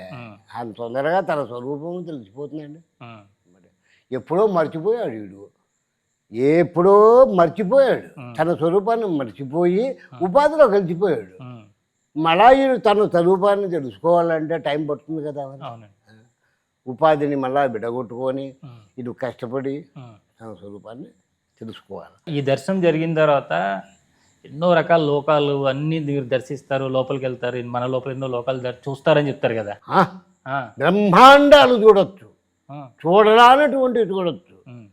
కానీ నేను చెప్పితే నీకు ఎట్లా అర్థమైతే కనీసం విచిత్రాలు చూడొచ్చు. నేను చెప్తున్నా కదా, నేను దర్శించుకొని నేను చెప్తున్నాను. నువ్వు నమ్మో నమ్మకపో, నాకు అవుట్ ఆఫ్ క్వశ్చన్స్ అవన్నీ, నాకు అనవసరం అవన్నీ. నాకు కనపడుతుంటే చాలు, నేను చూస్తుంటే చాలు, నేను ఆనందిస్తుంటే చాలు, నాకు తెలిసిపోతుంది కదా. ఇక్కడ మీరు నమ్మితే నాకెందుకు, నమ్మకపోతే నాకెందుకు? నేను ఎవరికి చెప్పేవాడిని కాదు, నేను ఎవరితో పెద్దగా మాట్లాడేవాడిని కాదు, నాకు అనవసరం అయింది. అబ్బా సర్వము వ్యాప్తమై ఉన్నాడు పరమాత్మ. దీనికి ఆధారం అంటూ లేదు, దేనికి ఆధారం లేదు. నీవు నక్షత్రాలు, సూర్యుడు, చంద్రుడు, నవగ్రహాలు, ఈ భూమికి దేనికి ఆధారం లేదు. అంత ఓపెన్ అండి ఇది, మొత్తం ఓపెన్. నువ్వు ఎన్ని వేల కిలోమీటర్లు పో, ఓపెన్. దీనికి ఆధారం అంటూ లేనే లేదు, భగవంతుడే ఆధారము. దీనికి సమస్తమునకు భగవంతుడే ఆధారం. ఇది ఎంత ఉంది ఆయన యొక్క పాదముకు, అంత ఉంది. ఆయన పాదాల కింద ఇంత ఉంది గుమ్మడికాయ. ఇంకా 3 భాగాలు విస్తరించి ఉన్నాడు ఆయన. సూర్యుడు, చంద్రుడు అందరూ కూడా అందరికంటే ఆయన 3 భాగాలు విస్తరించి ఉన్నాడు. 12 మంది సూర్యులు ఉండాలండి, ఒరిజినల్గా 12 మంది సూర్యులు ఉండాలండి. దండిగా సృష్టి ఉందండి, ఇంకా దండిగా దేవతలు ఉన్నారు, దండిగా సృష్టి ఉందండి, బ్రహ్మాండాలు ఉన్నాయండి, అవన్నీ కూడా కనిపిస్తాయండి. ఏమే మీరు ఒక సూర్యునే చూస్తున్నారండి, 12 మంది సూర్యులను చూడొచ్చండి. ఏమే అద్భుతమైన ఆనందాలు చూడొచ్చండి, అద్భుతమైన అరణ్యాలు చూడొచ్చు, గొప్ప గొప్ప పర్వతాలు చూడొచ్చు, గొప్ప గొప్ప కట్టడాలు చూడొచ్చు, గొప్ప గొప్ప విచిత్రాలు చూడొచ్చు, విచిత్రమైన ఎన్ని చూడొచ్చండి తనలో. నేను సత్యం చెప్తున్నానండి, మీరు చూడొచ్చండి. ప్రతి ఒక్కరికి చూడుటకు సాధ్యమే, దృష్టి నిలుపుట సాధ్యమే, దాన్ని అభ్యాస వైరాగ్యం చేత నిరోధించవచ్చును అని చెప్పాడు. ఆ మాదిరిగా సాధన చేసి మనము వైరాగ్యం పొందినప్పుడు సమస్తము ఒకరు చెప్పక్కర్లేదండి, తన యందు సమస్తము చూడొచ్చండి. ఈ సృష్టి కూడా మొత్తం అంతా కూడా తన యందును భగవంతుని యందును దర్శించవచ్చండి. అంతా పరమాత్మమయంగానే గోచరిస్తుందండి, నీకు ఏం తేడా కనపడదండి. నేను సత్యం చెప్తున్నానండి, నేను అన్నీ చూస్తున్నానండి, చూశానండి, ఇంకా కూడా చూడబోతున్నానండి. దీంట్లో ఎటువంటి సంకోచము లేదండి. ఎలా ఉంటాయి ఆ లోకాలు? విష్ణుమూర్తి, శివుడు, అద్భుతంగా దగదగలు ఆడిపోతుంటాయండి. అసలు బంగారు కాంతులతో వెదజల్లుతుంటాయి. గొప్ప కాంతివంతమైన వస్తువులు అన్నీ కూడా అవే మెరిచిపోతుంటాయి. చూడడానికి మహా సుందరాకారంగా ఉంటాయి, అద్భుతంగా ఉంటాయి. ఆనందమే ఆనందము, ఆనంద లీలలో ఉండిపోతాం అది చూస్తూ అలాగా. నిజమే, నీ ఎందుకు బాబు ఇలా కనపడిపోతున్నాయి ఇవన్నీ అనుకునేవాడిని నేను ఫస్ట్లో. ఏంది అంతా ఆయన ఎందే ఉన్నదే, ఈ జగమంతా భగవంతుని ఎందు ఏంది, ఇదేంటి ఎన్ని కనిపిస్తున్నాయి, ఎన్ని భవన భాండాలు ఉన్నాయి, ఎన్ని లోకాలు ఉన్నాయి, అన్నీ కూడా కనిపిస్తూ వస్తున్నాయండి. అద్భుతంగా భగవంతుని ఎందు చూడవచ్చండి, సమస్తము పరమాత్మని ఎందు చూడవచ్చు. ఎందుకంటే దీనికి ఆధారం అంటూ లేదండి. బ్రహ్మ నాభి కమలము నుండి పుట్టి తెలుసుకోవాలని కొన్ని వేల సంవత్సరాలు పోయాడండి, కోట్ల సంవత్సరాలు పోయాడండి. ఆయన దొరకలేదండి. ఎక్కడ దొరుకుతుంది? దీనికి ఆధారం ఉంటే కదా దొరకలేక.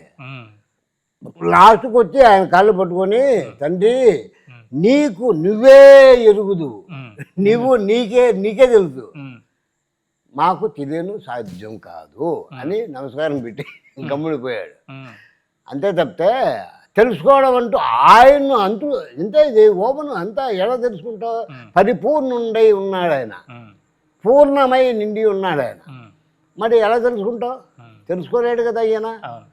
మొత్తం ఆయన ఎంతవరకు తెలుపుతాడో మనకు అంతవరకు తెలుస్తుంది.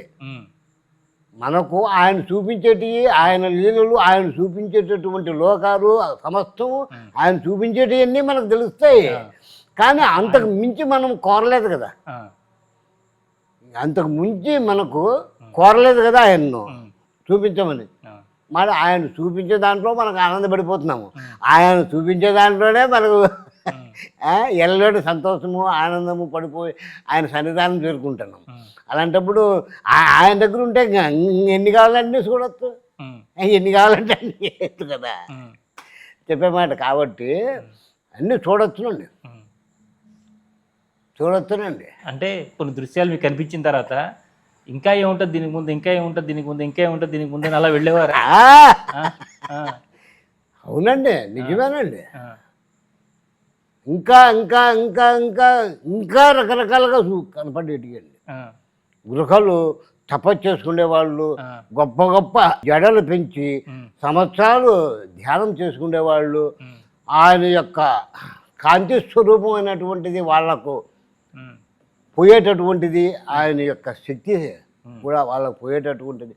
ఆహారాలతో అవసరం లేదండి వాళ్ళకి. ఉమ్, అబ్బా, ఆయన యొక్క శక్తి సరిపోతుంది, భగవంతుని శక్తి సరిపోతుంది. ఉమ్, ఏ, ఊరికే నిలబడడానికి కోసం మానవ జన్మ కాబట్టి శరీర ధారణ కోసము మనము సాధన చేసుకునేటప్పుడు ఒక గ్లాసు పాలు కావాలంటే కొంచెం అల్పాహారము తినాలి, అంతవరకే. కానీ మనం పీకల్లాగా తినేప్పుడు దానివల్ల ఎటువంటి ఉపయోగం లేదు. దానివల్ల ఎటువంటి ఉపయోగం లేదు. బద్ధకము, నిద్ర అవన్నీ వస్తుంటాయి. తినేసిందాన ఎక్కువ తిండి తినేదాని వల్ల బద్ధకం వస్తుంది. ఈ ఇంద్రియాలకు బాగా లెస్సగా మనం ప్రోత్సహించినట్టు అవుతాము. అంటే ఈ సాధనలు అవి చేసేవాళ్ళు ఇలా చేస్తుంటే మనకు చాలా సిద్ధులు వచ్చేస్తాయి, మనం ఏదంటే అనుకుంటా జరుగుతాయి, మనం ఏమనుకుంటే జరుగుతుంటాయి, చేతులోంచి విభూతి వస్తుంది, ఇంకోటి ఏమన్నా అందరికి కోరికలు తీర్చుకోవచ్చు, మనకు బాగా డబ్బులు కూడా ఎంత కావాలంత వస్తుంది, ఎందుకంటే సాధనలు నిన్ను వస్తాయి అంటుంటారు కదా. 3 రకాలైనటువంటి వాళ్ళు ఉన్నారు దాంట్లో. ఒకటి, తామస గుణం ఉన్నటువంటి వాడు రాక్షసులను పూజిస్తాడు. రాక్షసులను అంటే వాళ్ళను భూతగణాలను పూజిస్తాడు. తామస గుణములో ఉన్నటువంటి వాడు భూతగణములను పూజిస్తాడు. అమ్మవారిని ఎక్కువ భూతగణాలను పూజిస్తాడు. వానికి ఆ శక్తులు వస్తాయి. అర్థమైందా? రెండో వాడు రజోగుణం కలిగినటువంటి వాడు, వానికి ఏది పీచిపాత్రం అంటే వాడు యక్ష రాక్షసులను పూజిస్తాడు. వానికి కూడా అయ్యో వస్తాయి, కొన్ని శక్తులు అనేటువంటి వస్తాయి. ఎందుకంటే వాటిని పూజించే దాని వలన వస్తాయి. వాటి వలన ఉపయోగం లేదు, పాపం చేస్తాడు. పాపం చేసి మంట కలిసిపోతాడు. అవి శక్తులు భగవంతుని దగ్గర ఉండేవాడుగా, ఎందుకంటే పనికి మాలేటి ఏమిటికన్నా ఉపయోగం అవన్నీ అవి అలాంటివి. ఇప్పుడు నా చేతుల్లో విభూతి వస్తుంది, అది తింటే నీకు కడుపు పోతుంది, నీకు బాధలు పోతాయి. అవన్నీ భూతగణాలతో, భూతగణాలు పూజించడం వల్ల వచ్చేటటువంటివి లోకానికి మంచిది జరిగేటటువంటివి కావవి. భూతగణాలను పూజించేవాడు రజోగుణములో ఉన్నటువంటి వాడు, తామస గుణములో ఉన్నటువంటి వాడు వీళ్ళు తప్ప. భూతగణములను పూజించేవాడు సత్వగుణములో ఉన్నటువంటి వాడు ఒక పరమాత్మను తప్ప దేన్ని పూజించడు. వాడు వానికి అవసరమూ లేదు, తాను ఉద్ధరించుకుంటాడే తప్ప లోకానికి చెడుపు చెయ్యడు. ఎటువంటి పరిస్థితుల్లో లోకానికి చెడుపు చెయ్యడు. మేలే చేస్తాడు కానీ చెడుపు చెయ్యడు. ఏమే తానుకు తెలిసిపోతుంటుంది. ఇతరులను మనము బాగు చేయాలా, వాళ్ళను కూడా మంచిగా చేయాలా, వాళ్ళకు మంచిగా చెప్పాలా, మంచిది చేయాలా అని కోరుకుంటాడు. కానీ నేను డబ్బు సంపాదించాలా, అవి సంపాదించాలా, ఇవి సంపాదించాలా, మోసం చేయాలా ప్రజలను అని చెప్పి అనుకోడు. ఎందుకంటే వానికి అవసరం లేదు అది.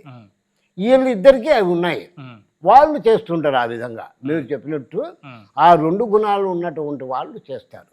లోకానికి కీడు చేస్తారు, అబద్ధాలు చెప్పి, మోసం చెప్పి, ఏది కావాలంటే అది పొందడం. ఏంది పొందుతున్నావు? ఇవన్నీ అనుభవించమని కాదు చెప్పింది, నన్ను అనుభవించమన్నాడు ఆయన.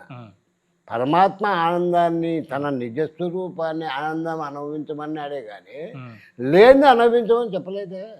భగవంతుడు ఎప్పుడు చెప్పడు కూడా. లేనిది అనుభవించమని ఎందుకు చెప్తాడండి? నీకు ఉండేదాన్ని నువ్వు అనుభవించుంటాడు. ఒకవేళ నీకు ధనం కానీ, భూమి కానీ, ఆస్తి కానీ నీకు ఉండేదాన్నే అనుభవించమంటాడు కానీ బయట వాళ్ళది అనుభవించమంటాడా? చెప్పడు కదా. మరి అదే విధంగానే ఇది బయట వాళ్ళది పాపం చేసి, వాళ్ళ దగ్గర మోసం చేసి, అదృష్ట పూజలు చేయించి ఏదో చేస్తుంటారు. చాలామంది చెప్తుంటారు, టీవీలలో కూడా చెప్తుంటారు. ఎందుకంటే శాస్త్రాలు చెప్పడము, అవన్నీ చేయడము, మంత్రాలు చేయడము, భూతగణాలను పూజించే వాళ్ళు ఆ విధంగా చేస్తుంటారు. ఆ విధంగా చేసి మోసం చేసి వాళ్ళు డబ్బు సంపాదిస్తుంటారు. అది మహాపాపం. అది అటువంటి పని ఎప్పుడూ చెయ్యడు. సత్వగుణంలో ఉన్నటువంటి వాడు అటువంటి పనులు చేయడు. సత్వగుణం నుండి విసత్వగుణానికి వెళ్ళిపోయి సత్వగుణానికి వెళ్ళాడంటే అయిపోయి ఇంక విసత్వగుణానికి వెళ్ళిపోతాడు. పరమాత్మని ఆటోమేటిక్గా దాటిచ్చేస్తుంది, అది వెళ్ళిపోతాడు. అంతేగాని ఎప్పుడో గుర్తుపెట్టుకో, ఇవి చేస్తున్నాడంటే వాడు రజోగుణము తమో గుణం ఉన్నటువంటి వాడు. ఈ పాపాలు చేయిస్తాయి, 2 గుణాలు పాపాలు చేయిస్తాయి. పాప పనులే చేస్తారు వీళ్ళు. భోగములు భోగ వస్తువులు ఆశించేవాడెవడు? పాపాత్ముడే కదా. మరి వాడు ఆనందాన్ని అనుభవించే భగవంతుని దగ్గర అనుభవించే వారికి ఇవన్నీ అవసరమా? భోగ వస్తువులు అవసరం ఏంటండి? మరి ఈ 2 గుణాలు ఉన్నటువంటి వాడు భోగ వస్తువులను ఆశ్రయించి పాపాలు చేస్తారు వాళ్ళు. అది ఏ విధంగా అయినా ఆ శక్తులు వేరే, ఈ శక్తులు వేరే. అంటే ఎంతోమంది ఎన్నో సంవత్సరాలు తపస్సు చేస్తేనే కానీ సాధ్యం కాదండి పరమాత్మని యొక్క దర్శనం పొందడం అనేది. ఒట్టి మాటలండి, ఒట్టి మాటలండి అవన్నీ, ఒట్టి మాటలు అవన్నీ. ప్రతి ఒక్కరికి సాధ్యమే. నేను శబ్దం చేసి చెప్తున్నాను, ప్రతి ఒక్కరికి సాధ్యమే. భగవంతుని మీద దృష్టి నిలుపుట, పరమాత్మని చేరుట చాలా సులువైనటువంటిది, కష్టం లేదు. ఒక్కసారి పరమాత్మని దర్శనం చేసిన తర్వాత ఇంక ఈ దేహాన్ని త్యాగం చేసి పరమాత్మలో కలిసిపోదాం అనిపించదండి? కలిసిపోతాడు కదా, నేను చెప్తున్నా కదా, కలిసిపోతాడండి. శరీరం మంది కాదు, మామూలుగా కలిసిపోతాడు. శరీరం ఉంటుంది అంతే. ఈ ఎంతవరకు టైం ఉంటుందో అంతవరకు ఉంటుంది. ఇది పోయినా ఉన్నా మనకు సంబంధం ఉండదు. ఇంకా అయిపోయి ఆయనలో కలిసిపోయి ఉన్నాడు, ఆల్రెడీ కలిసిపోయి ఉన్నాడు ఆయనలో. ఇది పోతేనే ఉంటేనే ఇంకా మనకు తెలిసిపోతుంది. ఇక్కడ మనం తెలిసిపోతుంది మనం ఎక్కడున్నాము, భగవంతుని ఎందు ఉన్నామా బయట ఉన్నామా అనేది మనకు తెలియదంటే మరి తనంతకు తానుకు తెలిసిపోతుంది. ఒకరు చెప్పక్కర్లేదు. 1000 సంవత్సరాలు 1,000,000 సంవత్సరాలు చేసేటటువంటి యుగాలు వేరే. వీడు బతికేదే 60 ఏళ్ళు 70 ఏళ్ళు బతుకుతున్నాడు వీడు. మరి 1000 సంవత్సరాలు తపస్సు ఎక్కడ చేస్తాడు వీడు? నువ్వు ఆ మాదిరిగా భగవంతుడు చెప్పలేదు, ఆ మాదిరిగా చేయలేదు. అది తప్పు మాట. అంటే మళ్ళా జన్మ వస్తుందండి పరమాత్మని దర్శించిన తర్వాత? రాదండి, రాదండి. భగవంతుడు కలిసిపోతే ఎలా వస్తుందంటే పరమాత్మని ఎందు ఉండిపోతాం మనం. ఇంకా ఎప్పటికీ భగవంతుని ఎందే ఉండిపోతాము. ఇంకా మళ్ళీ జన్మం ఎక్కడ వస్తుంది? ఇంకా ఏం రావు, జన్మం రాదు, ఏమి రాదు. పరమాత్మని చూస్తానే పరమాత్మని చేరగలుగుతావు, పరమాత్మని మాట్లాడితేనే పరమాత్మని చేరగలుగుతావు. ఇప్పుడు నిన్ను చూడకుండా నీకు ఎలా చెప్తారండి? నిన్ను చూస్తేనే కదా. ఇది మాత్రం సత్యం చెప్తున్నాను నేను. భగవంతుని చూస్తేనే పరమాత్మని చేరగలుగుతాడు ఎవరైనా కూడా. బతికుండగానే భగవంతుని చేరగలుగుతాడు. ఎన్నో ఏళ్ళు కష్టపడక్కర్లేదు. వివేకానందను ఇదే మాదిరిగా అడిగితే ఆయన ఏమి చెప్పాడు తెలుసా? 4 సంవత్సరాలు నేను చెప్పినట్టు నువ్వు విను, నీకు భగవంతుని కనపడకపోతే నేను చెప్తాను అన్నాడు. దానికి సమాధానం అన్నాడు ఆయన తెలుసా. 4 సంవత్సరాలు 10 రోజులు అక్కర్లేదండి. మరి ఏమంటే 7 సరబడి సభ చేస్తే భగవంతుడు. ఆ యుగాలు వేరండి. ఏ యుగమందైనా ధర్మం ఒక్కటే, ఏ యుగమందైనా పరమాత్మ ఒక్కడే. కానీ వాటిల్లో ఆయుష్ ప్రమాణం ఎక్కువ. అప్పుడు రోగాలు ఇలాంటివి ఏమి ఉండవండి వాళ్ళకి. వాళ్లకు ఐశ్వర్యాన్ని ఆనందాన్ని ఇచ్చేటటువంటిది శరీరము, బలము. ఇప్పుడు భీమునికి 1000 ఏనుగుల బలం ఉండేది. ఇప్పుడు మానవునికి ఎక్కడుందంటే ఆ బలం లేదు కదా. కాబట్టి వాళ్లకు వీళ్ళకు తేడా. భగవంతుడు దొరకమంటే అమృతం పసిబిడ్డలా దొరుకుతాడండి. నేను సత్యం చెప్తున్నానండి. మనకు అబద్ధం చెప్పని అవసరమూ లేదు. మనకు ఎవరికి మోసం చేయని అవసరము మనకు లేదండి. మనకు సర్వము పరమాత్మ చూస్తాడండి. నేను ఎవరిని 1 రూపాయి అడగను, ఆశించను. అప్పు కూడా ఉండకూడదు. No, clear. నేను ముందుగానే చెప్తున్నాడు. సమస్త కోరికలు వదిలేయాల్సిందే. దేని మీద మనసు కానీ మమత కానీ ఉండకూడదు. అప్పు కానీ ఏవి ఉండకూడదు. మోసాలు కానీ టక్కలు కానీ అబద్ధం చెప్పడం కానీ అన్యాయం చేయడం కానీ ఇవి ఏమీ ఉండకూడదు. ఇవి చేసేటటువంటి వానికి ఇవి రావు. క్లియర్గా ఉండాలి. క్లియర్గా ఉన్నటువంటి వాడు దీని మీద విరక్తి పొందాలి. ప్రకృతి మీద విరక్తి పొందాలి. దీని మీద అభిమానం ఉండకూడదు, దేని మీద అభిమానం ఉండకూడదు. కరెక్ట్గా నువ్వు 4 సంవత్సరాలలో నీకు భగవంతుని సాక్షాత్కారము కాకపోతే అప్పుడు నన్ను అడుగు, ఏం రెడ్డి గారు మీరు చెప్పింది ఏమైంది అని చెప్పి నన్ను అడుగు. మీరు చెప్పిన విధంగా మీరు ధ్యానం చేయండి, మీకు భగవంతుడు సాక్షాత్కారముగా తన సాక్షాత్కారము భగవంతుని సాక్షాత్కారము 2 దొరుకుతాయి. తన నిజస్వరూపము దర్శనం దొరుకుతుంది, భగవంతుని దర్శనము దొరుకుతుంది. తన నిజస్వరూపాన్ని దృష్టాంతరంగా చూడవచ్చు. ఇందులో ఎటువంటి సంకోచము లేదు. నేను చెప్తున్నా, నాకు అబద్ధం చెప్పని అవసరం నాకేమొస్తుందండి. అంటే ఇప్పుడు మీరు మొదట్లో ఉత్తరాలు రాసి పుస్తకాలు తెప్పించుకున్నారు, గ్రంథాలన్నీ కూడా అవి చదివేవారు. గరుడ పురాణం చదివాను. ఏముంటదండి గరుడ పురాణంలో? గరుడ పురాణంలో శిక్షలు ఉంటాయండి. వీడు చేసినటువంటి పాప పుణ్యాలు పట్టించి ఇక్కడ 3 శరీరాలు ఉన్నాయండి. స్థూల శరీరము, సూక్ష్మ శరీరము, అతి సూక్ష్మమైనటువంటి శరీరము, కారణ శరీరం, 3 ఉన్నాయండి. 2వ శరీరముతో అనుభవిస్తాడండి శిక్షలు. అక్కడ యమధర్మరాజు వైతరణా నదిని 90 ఆమల దూరం ఉంటుందండి. చీము రక్తముతో మారుతుంటుంది.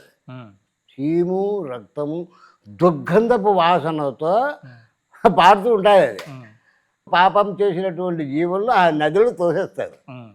తోసేస్తే పుణ్యాత్ముడు వెళ్ళిపోతాడు. పాపాత్ములు మునుగుతూ తేలుతూ ఆ చీము రక్తంలో పడి నానా బాధలు అనుభవిస్తూ మళ్ళా పోతుంటారు.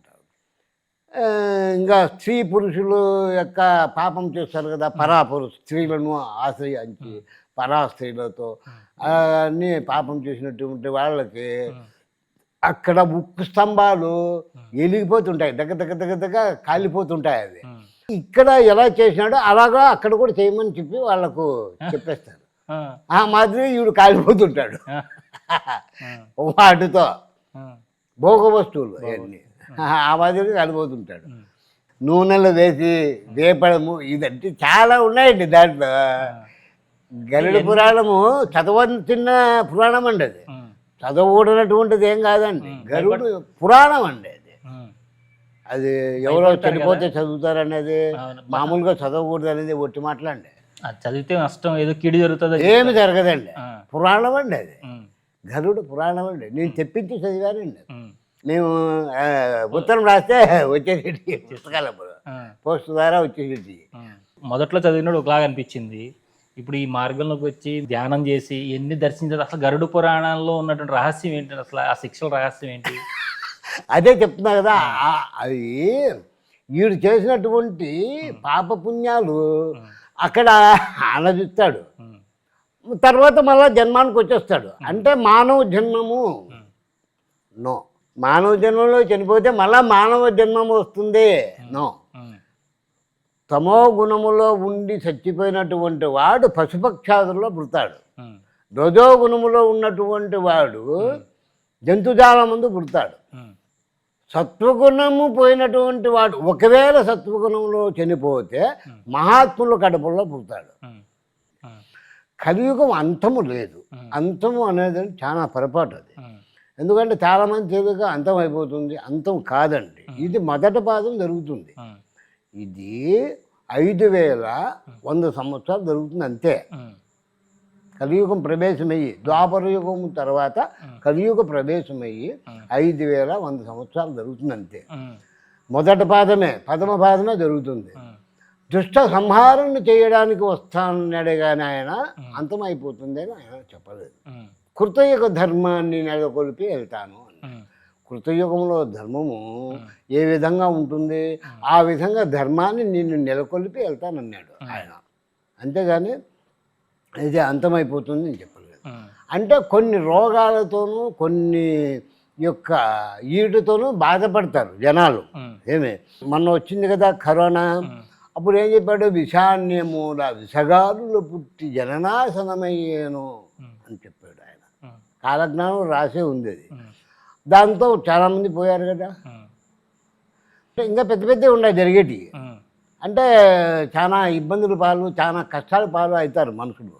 ఎందుకంటే వీళ్ళకు తెలియట్లేదు, ఏదో పెద్దలు మోసాలు చేసి చక్కలు వేసే పెద్దోళ్ళు సంపాదించేసి వీళ్ళు కుర్రోళ్ళు అడ్డంగా తగలేస్తున్నారు. తాగుడుబోతులు తిరిగిపోతులు అయిపోయి అడ్డంగా లేని పాపాలు చేసి తగలేస్తున్నారు. ఈ విధంగా చేసిన దాన్ని ఏమవుతుంటే పాపం పెరిగిపోయి ఆ లాస్ట్కు ఇంకా ఆయన రావాల్సి వస్తుంది. ఆయన వచ్చేస్తాడులే, 5000 సంవత్సరాల తర్వాత నేను వస్తానన్నాడు. వీరభోగ వసంతరాయుడు నై పుట్టి 7 దీవులు ఏకచక్ర పరిపాలన చేద్దును. ఈ మాట సత్యం, నేను కరెక్ట్గా చదివాను కదా, నాకు తెలుసు కదా.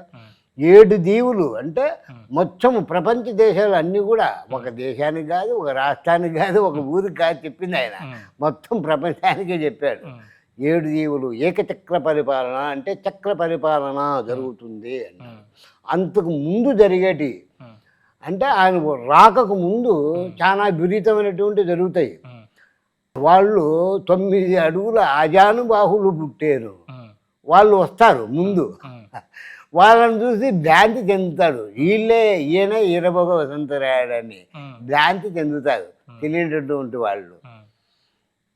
ఆ రకంగా ఊర శక్తులు పుడతాయి, భయంకరంగా కూస్తాయి. అంటే ఉరుములు మెరుపులు కూడా దద్దరిల్లిపోతుంది, చాలా భయంకరంగా ఉంటుంది. ఈ విధంగా లోకమంతా అల్లకొల్లారంగా ఉంటుంది. ఒక మనిషికి 366 వ్యాధులు పుట్టేనే వైద్యం పారకపోయానే అన్నాడు. ఒక మనిషికి 366 వ్యాధులు పుడతాయంట, వైద్యం పనిచేయదు అన్నాడు. ఇప్పుడు ప్రతి ఒక్కరూ జీవించేది టాబ్లెట్లతో బతుకుతున్నారు, మందులతో బతుకుతున్నారు అంతే. తిండితో కాదు, మందులు లేకపోతే చచ్చిపోతాడు వాడు. తిండి అంటే ముందు అది కావాలి, ముందు అవి వేసుకొని మళ్ళీ ఇది వేసుకోవాలి. ఆ మాదిరిగా మనుషులు తయారైపోరు. మనం చరిత్ర అవన్నీ రకరకాల ఎన్ని చోట్ల దొరుకుతుంటాయి, కానీ ఈ సాధనకు సంబంధించి ఎలాంటి సాధన చేసుకోవాలా, ఈ మంత్ర సాధన కానీ ఇవి కానీ బ్రహ్మం గారు చాలా చెప్పారు అంటుంటారు కదా. ఏం సాధన చెప్పారు అని, బ్రహ్మ విద్య ఏదైతే చెప్పారు అని అంటుంటారు. దాంట్లో ఏ తత్వాల్లో ఎలాంటి అట్లు చెప్పారు మీకు? అంటే సత్యక్రోపరణం చెప్పాడు ఆయన.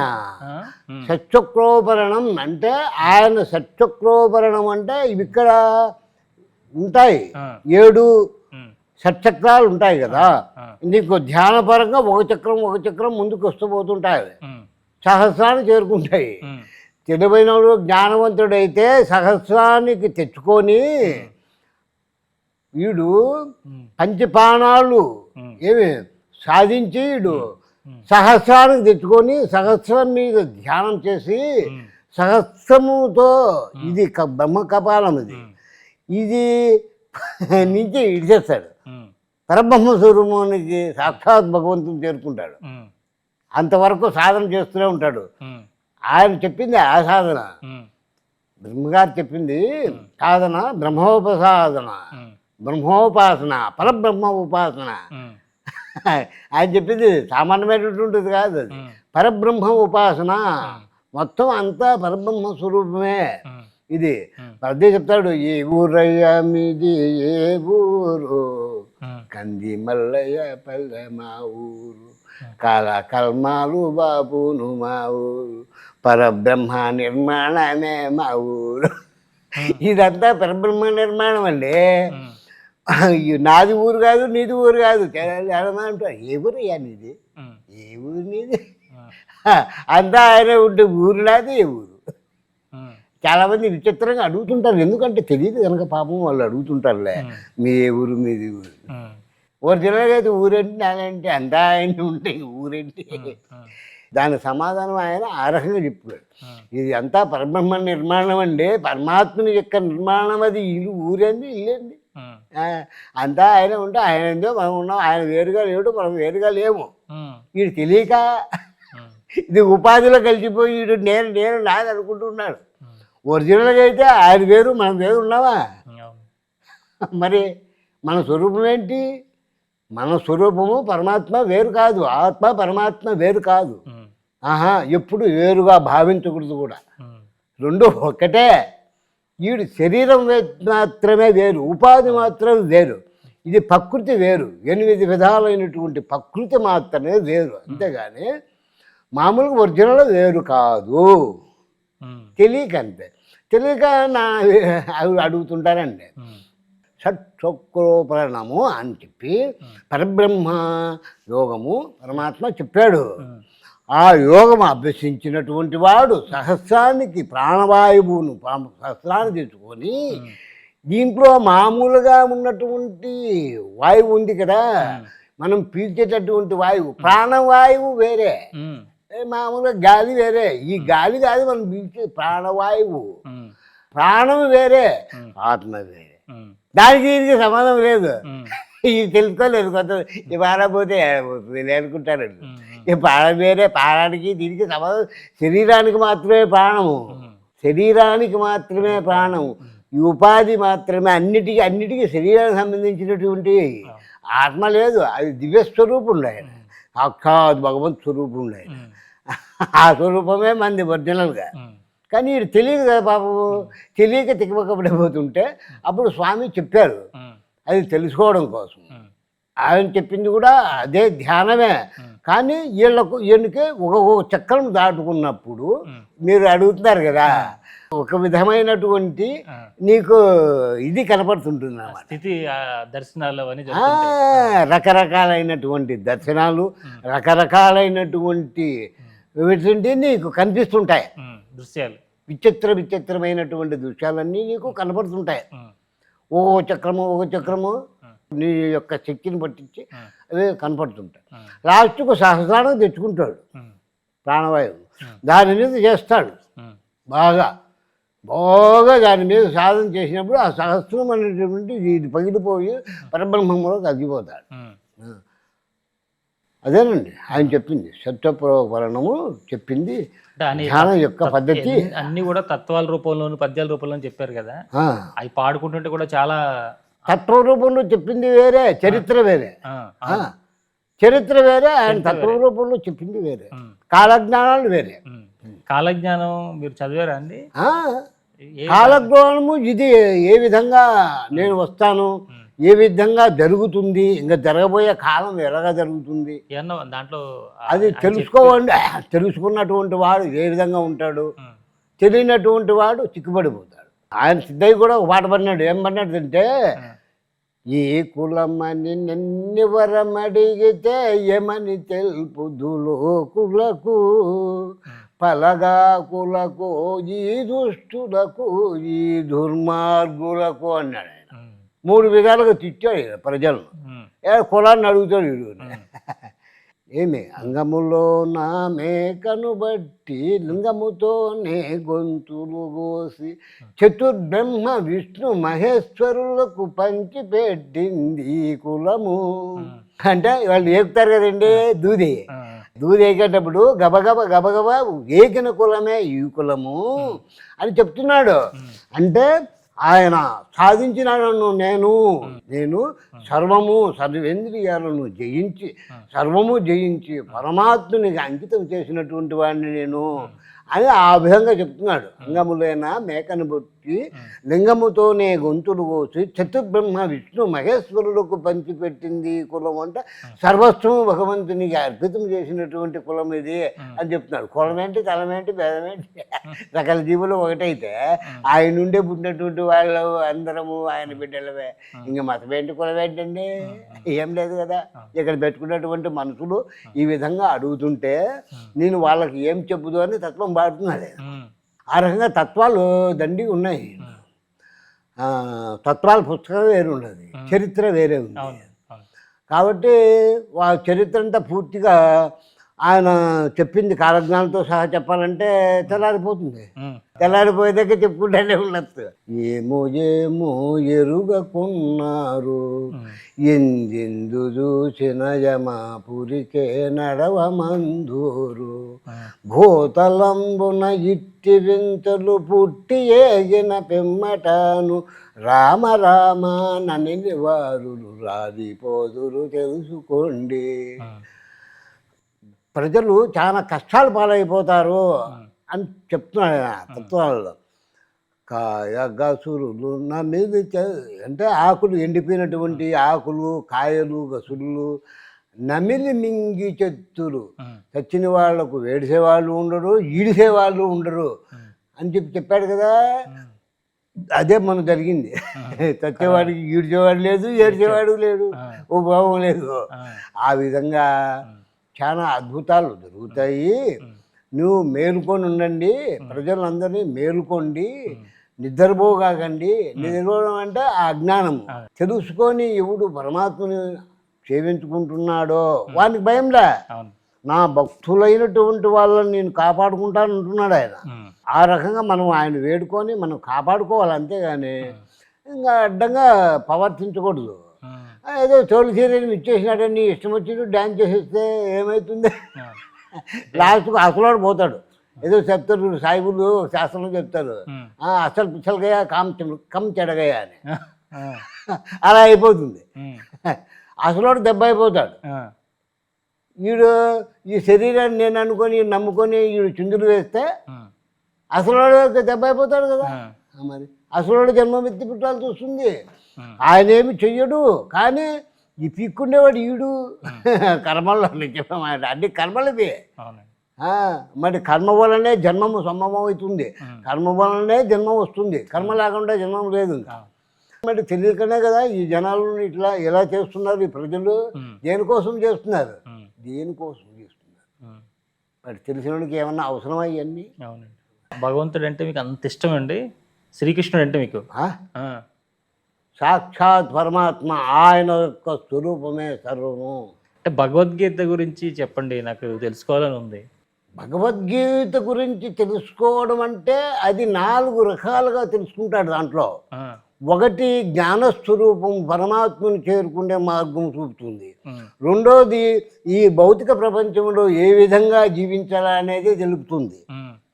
అంటే తగులుకోకుండా అది కూడా ఆ మాదిరిగా తెలుపుతుంది తెలుసుకున్నటువంటి. ఇంకొకటి కూడా తెలుపుతుంది, అది నేనెవరిని, నా స్వరూపం ఏంటి అని తెలుసుకునేది కూడా. అది చూడు ఎంత బాగా పలుకుతుందో చూసావా. సత్యం పలికేటప్పుడు అది పలుకుతుంది. ఆ రకంగా 4 రకాలుగా తెలుపుతుందండి. దాన్ని అనుసరించినటువంటిది. భగవద్గీత చెప్పేది కానీ, ఖురాన్ చెప్పేది కానీ, బైబుల్ చెప్పేది కానీ, బౌద్ధ మతం చెప్పేది కానీ అన్నీ ఒక్కటేనండి. ఒకటే ధర్మాలే, ఒకటే ఇది, ఒకటే ఇది అని అన్నీ కూడా. అయితే వీళ్ళు దాన్ని చెడగొడుతున్నారండి, సమాజం చెడగొడుతున్నారు. వీళ్ళు ఏం చేస్తున్నారంటే యేసు ప్రభు మావాడు, యేసు ప్రభు చెప్పినట్టు మేము వింటున్నాము. యేసు ప్రభు ఏం చెప్పాడండి? మతభేదాలు పెట్టుకోమన్నాడా? చెప్పలేదు కదా. ఆ విధంగా వీళ్ళు చేసుకుంటున్నారు. అంతే చెప్తే శాస్త్రాలు చెప్పడం అన్నీ ఒకటే ధర్మము, ఒకటే ఇది, ఒకటే. కానీ వాటిని అనుసరించకుండా వీళ్ళు కేవలం ఉపాధి కోసమో, డబ్బుల కోసమో, దేనికోసమో, ఈ మెప్పు పొందడం కోసమో ఏదేదో చేసుకుంటున్నారండి. వీటిని కూడా వాళ్ళు అనర్థానికి దారి చూస్తుందంటే చెడగొడుతున్నారు అన్నమాట. ఇప్పుడు బైబిల్లో యేసు ప్రభు చెప్పింది వేరే అండి, అది కరెక్ట్. కానీ అది అనుసరించట్లేదు కదా వీళ్ళు. మరి ఇతర దేశాల నుంచి ఎంతో ఫండ్స్ వస్తున్నాయి, డబ్బులు వస్తున్నాయి, ఏదో చేస్తున్నారని దాన్ని పట్టుకొని వీళ్ళు చేస్తున్నారు. తప్పది, అలా చేయడం తప్పు. వ్యాపారంగా భావించకూడదు, ఏది కూడా వ్యాపారం చేయకూడదు. ఇప్పుడు తిరుపతి వెంకటరమణ స్వామి ఉన్నారు, ఆయనకి ఏమన్నా అవసరమండి? ఇవన్నీ కూడా అవసరం లేదు కదా. ఆయన పేరు చెప్పి వీళ్ళు బతుకుతున్నారు, వీళ్ళు జీవిస్తున్నారు. భగవంతుడు అవకాశాన్ని ఇచ్చారు, మరి దాన్ని సద్వినియోగం చేసుకోవాలా. కానీ దాన్ని నువ్వు అబద్ధాలు చెప్పేసి దాచిపెట్టేస్తే ఏం చేస్తావు? దొంగతనం చేస్తే ఏం చేస్తావు? ఎన్ని కోట్లు దోసేస్తే ఏం చేస్తావు? ఏం చేసుకోలేవు. చేసుకునే అవకాశమే లేదు ఇక్కడ. ఏం చేస్తావు నువ్వు? ఏది కూడా తీసుకుపోవడానికి అవకాశమే లేదు. అప్పుడు అలెగ్జాండర్ వరుస కూడా అంతా కొలగొట్టుకుంటూ పోయి రత్నాలు, ముత్యాలు, రాసులు పోసాడంట. వజ్రాలు, వైడూర్యాలు, బంగారు నాణ్యాలు అన్నీ కూడా. పోయేటప్పుడు నా చేతులు కట్టాకండి, వదిలిపెట్టేయండి, ప్రజలు చూడాలా, నేనేం తీసుకోవట్లేదు. అలా ఉంటుంది. వీళ్ళు దాచిపెట్టిన కోళ్ళు అబద్ధాలు చెప్పి సంపాదించిన డబ్బులన్నీ ఏం పట్టపోతారండి? పట్టపోవడానికి అవకాశం లేదండి. చేయకూడదు అనగా తప్పండి. భగవంతుని వ్యాపారంగా చేయకూడదండి. భగవంతుని పేరు చూసేస్తున్నారా, ఎప్పుడు నిన్ను చూసేస్తున్నారా? ఇప్పుడు పూజారులు భగవంతుని సేవ చేసే వాళ్ళు అక్కడ ఉండాలండి. వాళ్ళను చూసి భక్తులు డబ్బు వేస్తున్నారా, భగవంతుని చూసేస్తున్నారా? భగవంతుని చూసే కదా వేస్తున్నారు. అప్పుడు నువ్వు పొరపాటు చేయొచ్చా? కేవలం నిన్ను ఉపాధిగా పెట్టారు ఆడ భగవంతుని సేవ చేయడం. నీవు తిని నీ భార్య పిల్లలు నీ వాళ్ళు తినే అంతవరకే నీకు హక్కు. అంతేగాని నువ్వు దాచిపెట్టడము, నువ్వు పూడ్చిపెట్టడము, ఎవరెవరికో పంచిపెట్టడము, నీ ఇష్టం వచ్చినట్టు చేయడానికి కాదు. అట్లా చేయడము తప్పు. ఆ విధంగా ఎప్పుడు చేయకూడదు. భగవంతుని సొత్తు భగవంతునికే అర్పితం చేసి అది ధర్మంగా కట్టుబెట్టి ధర్మమైన పద్ధతిలో నువ్వు నడిపించాలి. అయినా అందరినీ గౌరవిస్తూ ప్రజలందరినీ కూడా అమాయకులైనటువంటి వాళ్ళు, తెలియనటువంటి వాళ్ళు భగవంతుని దగ్గరికి వెళ్తారండి. మరి ఆరు నువ్వు అష్ట కష్టాలు పెట్టి పంపిస్తే వాడు తెలుసుకునేది ఏంటి? ఏం తెలుసుకుంటాడు? మీరే చెప్పండి. లైన్లో పెట్టి తోసేసి వాళ్ళని పీకేసి ఆడు ఇక్కడి నుంచి తోసేసా అక్కడి నుంచి లాగేసా, వాళ్ళు చూసింది ఏంది అనుమకం పీక్కోవడం లాక్కోవడం తప్ప. చెప్పండి మీరే. ఆడిపోయి లైన్లోనూ రెడ్లు తెచ్చుకోవడానికి లైన్లోనూ కష్టమే, పీక్కోవడం లాక్కోవడమే. మరి ఈ విధంగా మన భక్తులు తెలియనటువంటి అమాయకులు ఎన్నో కష్టాలు పడుతున్నారు. ఈయన ఏం చేస్తున్నాడు? 4 కిలోమీటర్లు నడిపించి మళ్ళా ఆ యొక్క కొట్టాలను దోషిస్తున్నాడు. రాత్రి అంతా అక్కడ కరాచీనికి ఉప్మా పెట్టేసి అక్కడ చంపుతున్నాడు. వాడు ఎప్పుడో తెల్లాడదాన్ని ఎప్పుడో వదులుతున్నాడు. వీళ్ళకు డబ్బులు కట్టిన వాళ్ళకు, టికెట్ తీసుకున్న వాళ్ళకు ఏడు మధ్యలో పంపించేస్తున్నాడు. వాళ్ళనేమో అక్కడ చంపుతున్నాడు. పిల్లలు, చిన్న చిన్న పిల్లలు, ఆడవాళ్ళు, ముసిడి వాళ్ళు ఎంత కష్టాలు పడుతున్నారండి. ఆ మాదిరిగా భగవంతుడు చెప్పాడా చేయమని? చేయకూడదు కదా.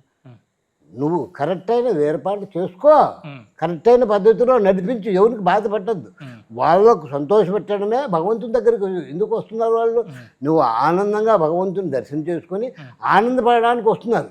కష్టాలు పడేటువంటి ఏదో ఇంటికన్నా పడరు, మళ్ళీ ఇక్కడ ఇంత దూరం రావడం ఎందుకు ఖర్చులు పెట్టుకొని? కరెక్ట్ కాదండి. పరివారం కరెక్ట్ కాదండి. ఎవడైతే ఈ 2 గుణాలలో ఉన్నటువంటి వాడు కరెక్ట్ చేయడండి. ఆశ, వాళ్ళకి ఇతరుల మీద దుర్బుద్ధి, ఈర్ష్య, రాగద్వేషాలు ఉన్నటువంటి వాడు సక్రమంగా నడచరండి. ఈ ప్రపంచంలో మనుషులు నడచరండి. మరి వాళ్ళని ఇతరుల వాళ్ళు ప్రేమించేది తెలియదండి. వాళ్ళకి వాళ్ళని స్వార్థం చూసుకుంటారు కానీ ఇతరుల యొక్క కష్టాలను చూడరండి. అంతమంది భక్తులను కష్టాలను చూడండి. వాడు కేవలం వాడు ఏం చూస్తాడు? డబ్బు చూస్తాడండి.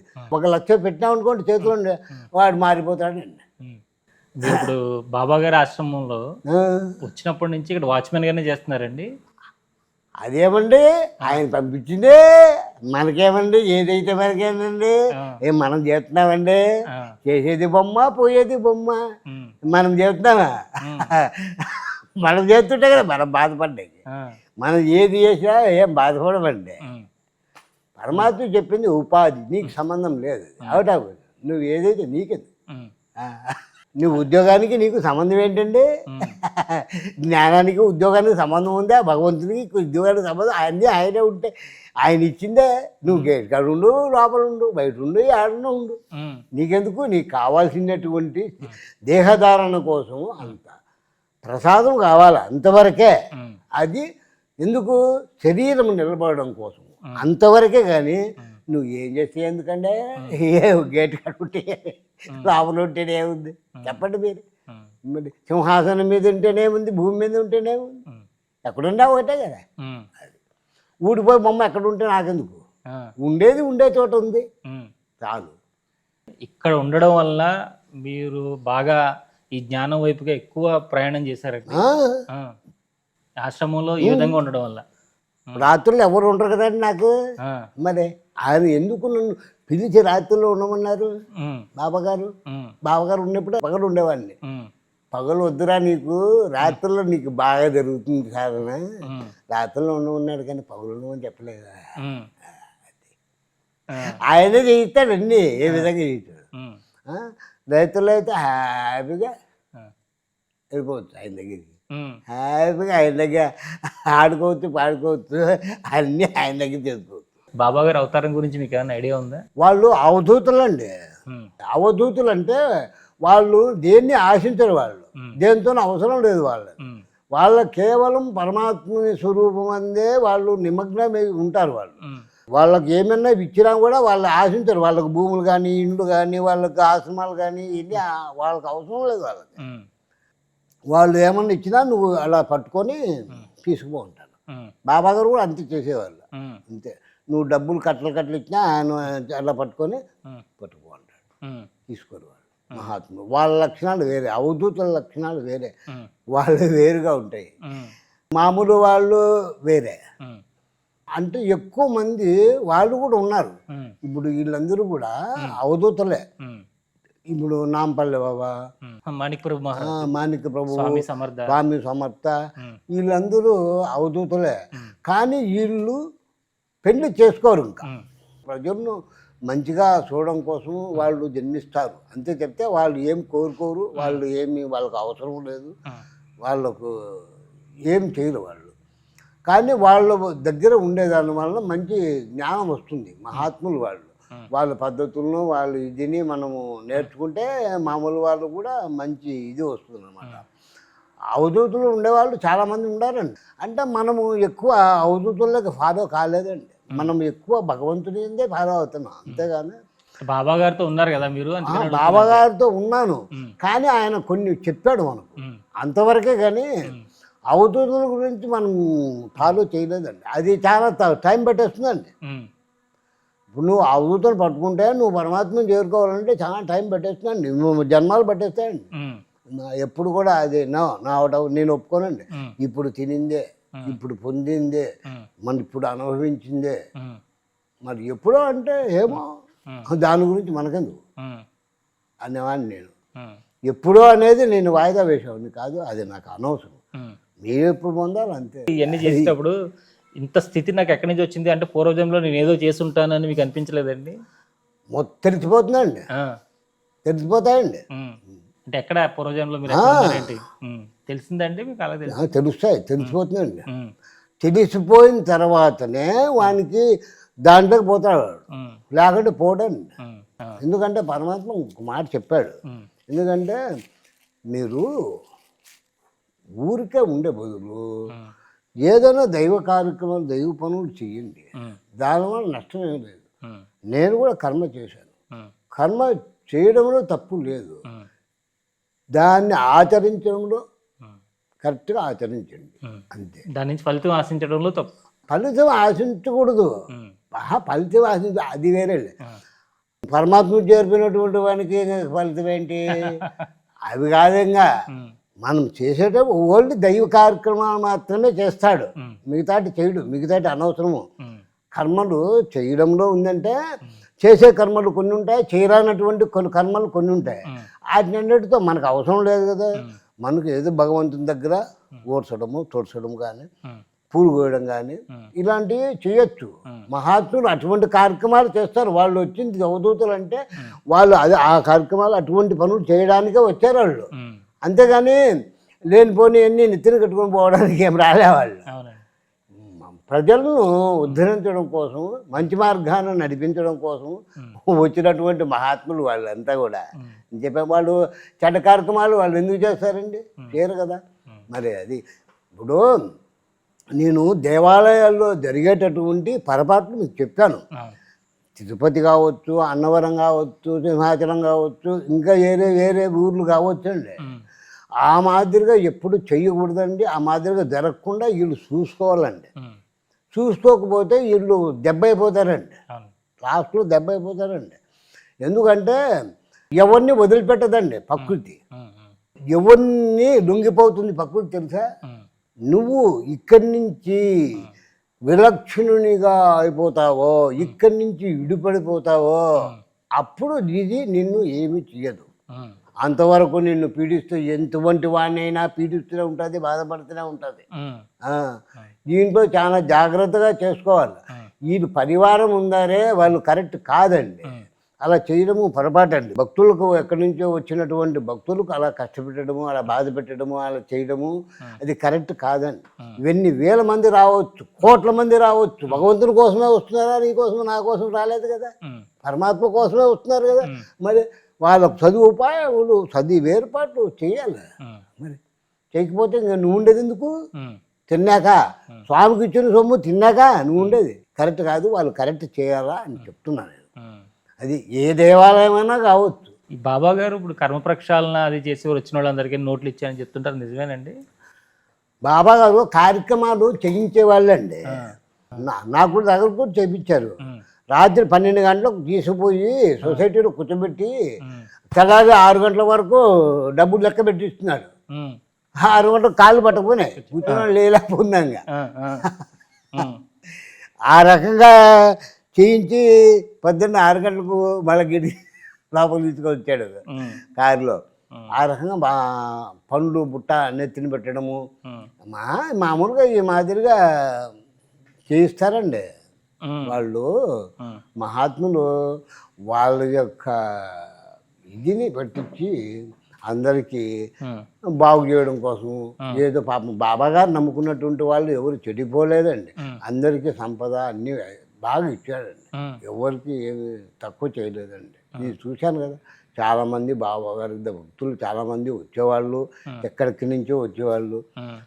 తునికాడ నుంచి ఇట్లా తిరుపతి నుంచి ఇట్లా దూరం నుంచి కూడా వచ్చేవాళ్ళు, బయట దేశాల నుంచి కూడా ఎక్కువ తమిళనాడు, కర్ణాటక, మహారాష్ట్ర నుంచి కూడా ఎక్కువ వచ్చేవాళ్ళు. అందరినీ కూడా బాగా చూసేవాడు. అందరూ కూడా ఎవరు బాబా గారు నమ్ముకున్న వాళ్ళు ఎవరు చెడిపోలేదండి. ఎప్పుడు కూడా ఆయన ఎత్తు తక్కువలు చూసేవాడు కాదండి. అదే దృష్టి ఉండాలండి. ఒకడు తక్కువ, ఒకడు ఎక్కువ, వాడు పనివాడు, ఈడు ఇది అలా ఎప్పుడు చూడలేదండి. అందరినీ కూడా దగ్గర చేర్చుకునేవాడు. అందరు కూడా ముందు ఉన్కో దేవ్ అనేవాడు. టిఫను ముందు ఉన్కో పెట్టు అనేవాడు. వాళ్ళకు పెట్టు ముందు మళ్ళీ నేను తింటా అనేవాడు. భోజనం కూడా అంతే, కాఫీ కూడా అంతే. ఏదో ఉన్కో దేవ్ అనేవాడు. ఇంకో ఏమంటే ముందు వాళ్ళకి అని. ఆ రకంగా వాళ్ళ గుణమే వేరు, వాళ్ళ ఇది. మనం బాబాగారి గురించి నేర్చుకోవాల్సింది విషయం ఏమంటే వాళ్ళ యొక్క బుద్ధి, వాళ్ళ యొక్క జ్ఞానము, వాళ్ళ యొక్క మర్యాద, వాళ్ళ యొక్క మనుషులను వాళ్ళ ప్రేమించడం. ఇప్పుడు కొన్ని వేల మంది వచ్చి ఆయన కాళ్ళకు నమస్కారం చేస్తున్నా చెక్కు చెదిరేవాడు కాదు మహానుభావుడు. అలా కూర్చునేవాడు. మామూలు వాడు ఆ విధంగా కూర్చోలేడండి. వాళ్ళ పాపాలను దగ్గరుకొని వీడు దెబ్బ అయిపోతాడండి. ఎవరు కాళ్ళకు దండం పెట్టించుకోరు తెలిసినటువంటి వాడు. వాళ్ళు అవధూతులు కాబట్టి ఎంతమంది దండం పెట్టినా వాళ్ళు ఏం ఇది చేయరు. మనలాంటి వాళ్ళము దండం పెట్టించుకోకూడదండి. భగవంతుని దండం పెట్టు, నేనంతటి వాడిని, ఆయన దాసాను దాసుని. మనము పరమాత్ముని యందు గిడ్డిపోతుతో సమానముగా అని భావించినప్పుడే నీకు పరమాత్మ దగ్గర అవుతాడు. అంతే తప్పితే అహంకారము, దుర్గుణాలు భగవంతుని దగ్గర పనిచేస్తాయండి, చేయవండి. ఇలాంటివి అస్సలు ఉండకూడదండి. పరమాత్మను అన్యోన్యమైన భక్తియే భగవంతుని చేరుకోవడానికి మార్గం. సులువుగా దొరుకుతాడు ఆయన, సులువుగా పట్టుకోవచ్చండి. పసిబిడ్డలాగా పట్టుకొని తన హృదయమందున చేర్చుకోవచ్చండి. హృదయమందున పెట్టుకొని హాయిగా ఉండొచ్చండి. చూసారు కదండి, మనం రెడ్డి గారితో అద్భుతమైనటువంటి సత్సంగాన్ని ఒక ఆత్మజ్ఞాన సాగరంలో కాసేపు అలాగా చక్కని పడవ ప్రయాణం చేసి వచ్చాము. కరెక్ట్గా బ్రహ్మముహూర్తానికి చేరుకున్నాం. ఈ సత్సంగం పూర్తయ్యేటప్పటికి వారు కూడా కొన్ని దైవ కార్యక్రమాలు ఉన్నాయి, వెళ్ళి చేయవలసినవి, అవన్నీ చేస్తాను. మరొకసారి కలిసినప్పుడు మీకు అద్భుతమైనటువంటి తత్వాలే కాదు, ఆ కాలజ్ఞానంకి మొత్తం కూడా నేను చెప్తాను. అలాగే ఎన్నో మంచి కీర్తనలు కూడా మీకు అందిస్తానని వారు మనకు మాట ఇచ్చారు. కాబట్టి ఆ ప్రకారమే వారి నుంచి అంత గొప్ప జ్ఞానాన్ని కూడా తీసుకుందాము. అంతవరకు మీరంతా కూడా శ్రీ సన్నిధి టీవీని ఎలాగా ఆదరిస్తూ ఉంటారని కోరుకుంటూ మరొక ఇంటర్వ్యూలో మళ్ళీ కలుసుకుందాం. అంతవరకు చూస్తున్నాండి శ్రీ సన్నిధి టీవీ. నమస్కారం.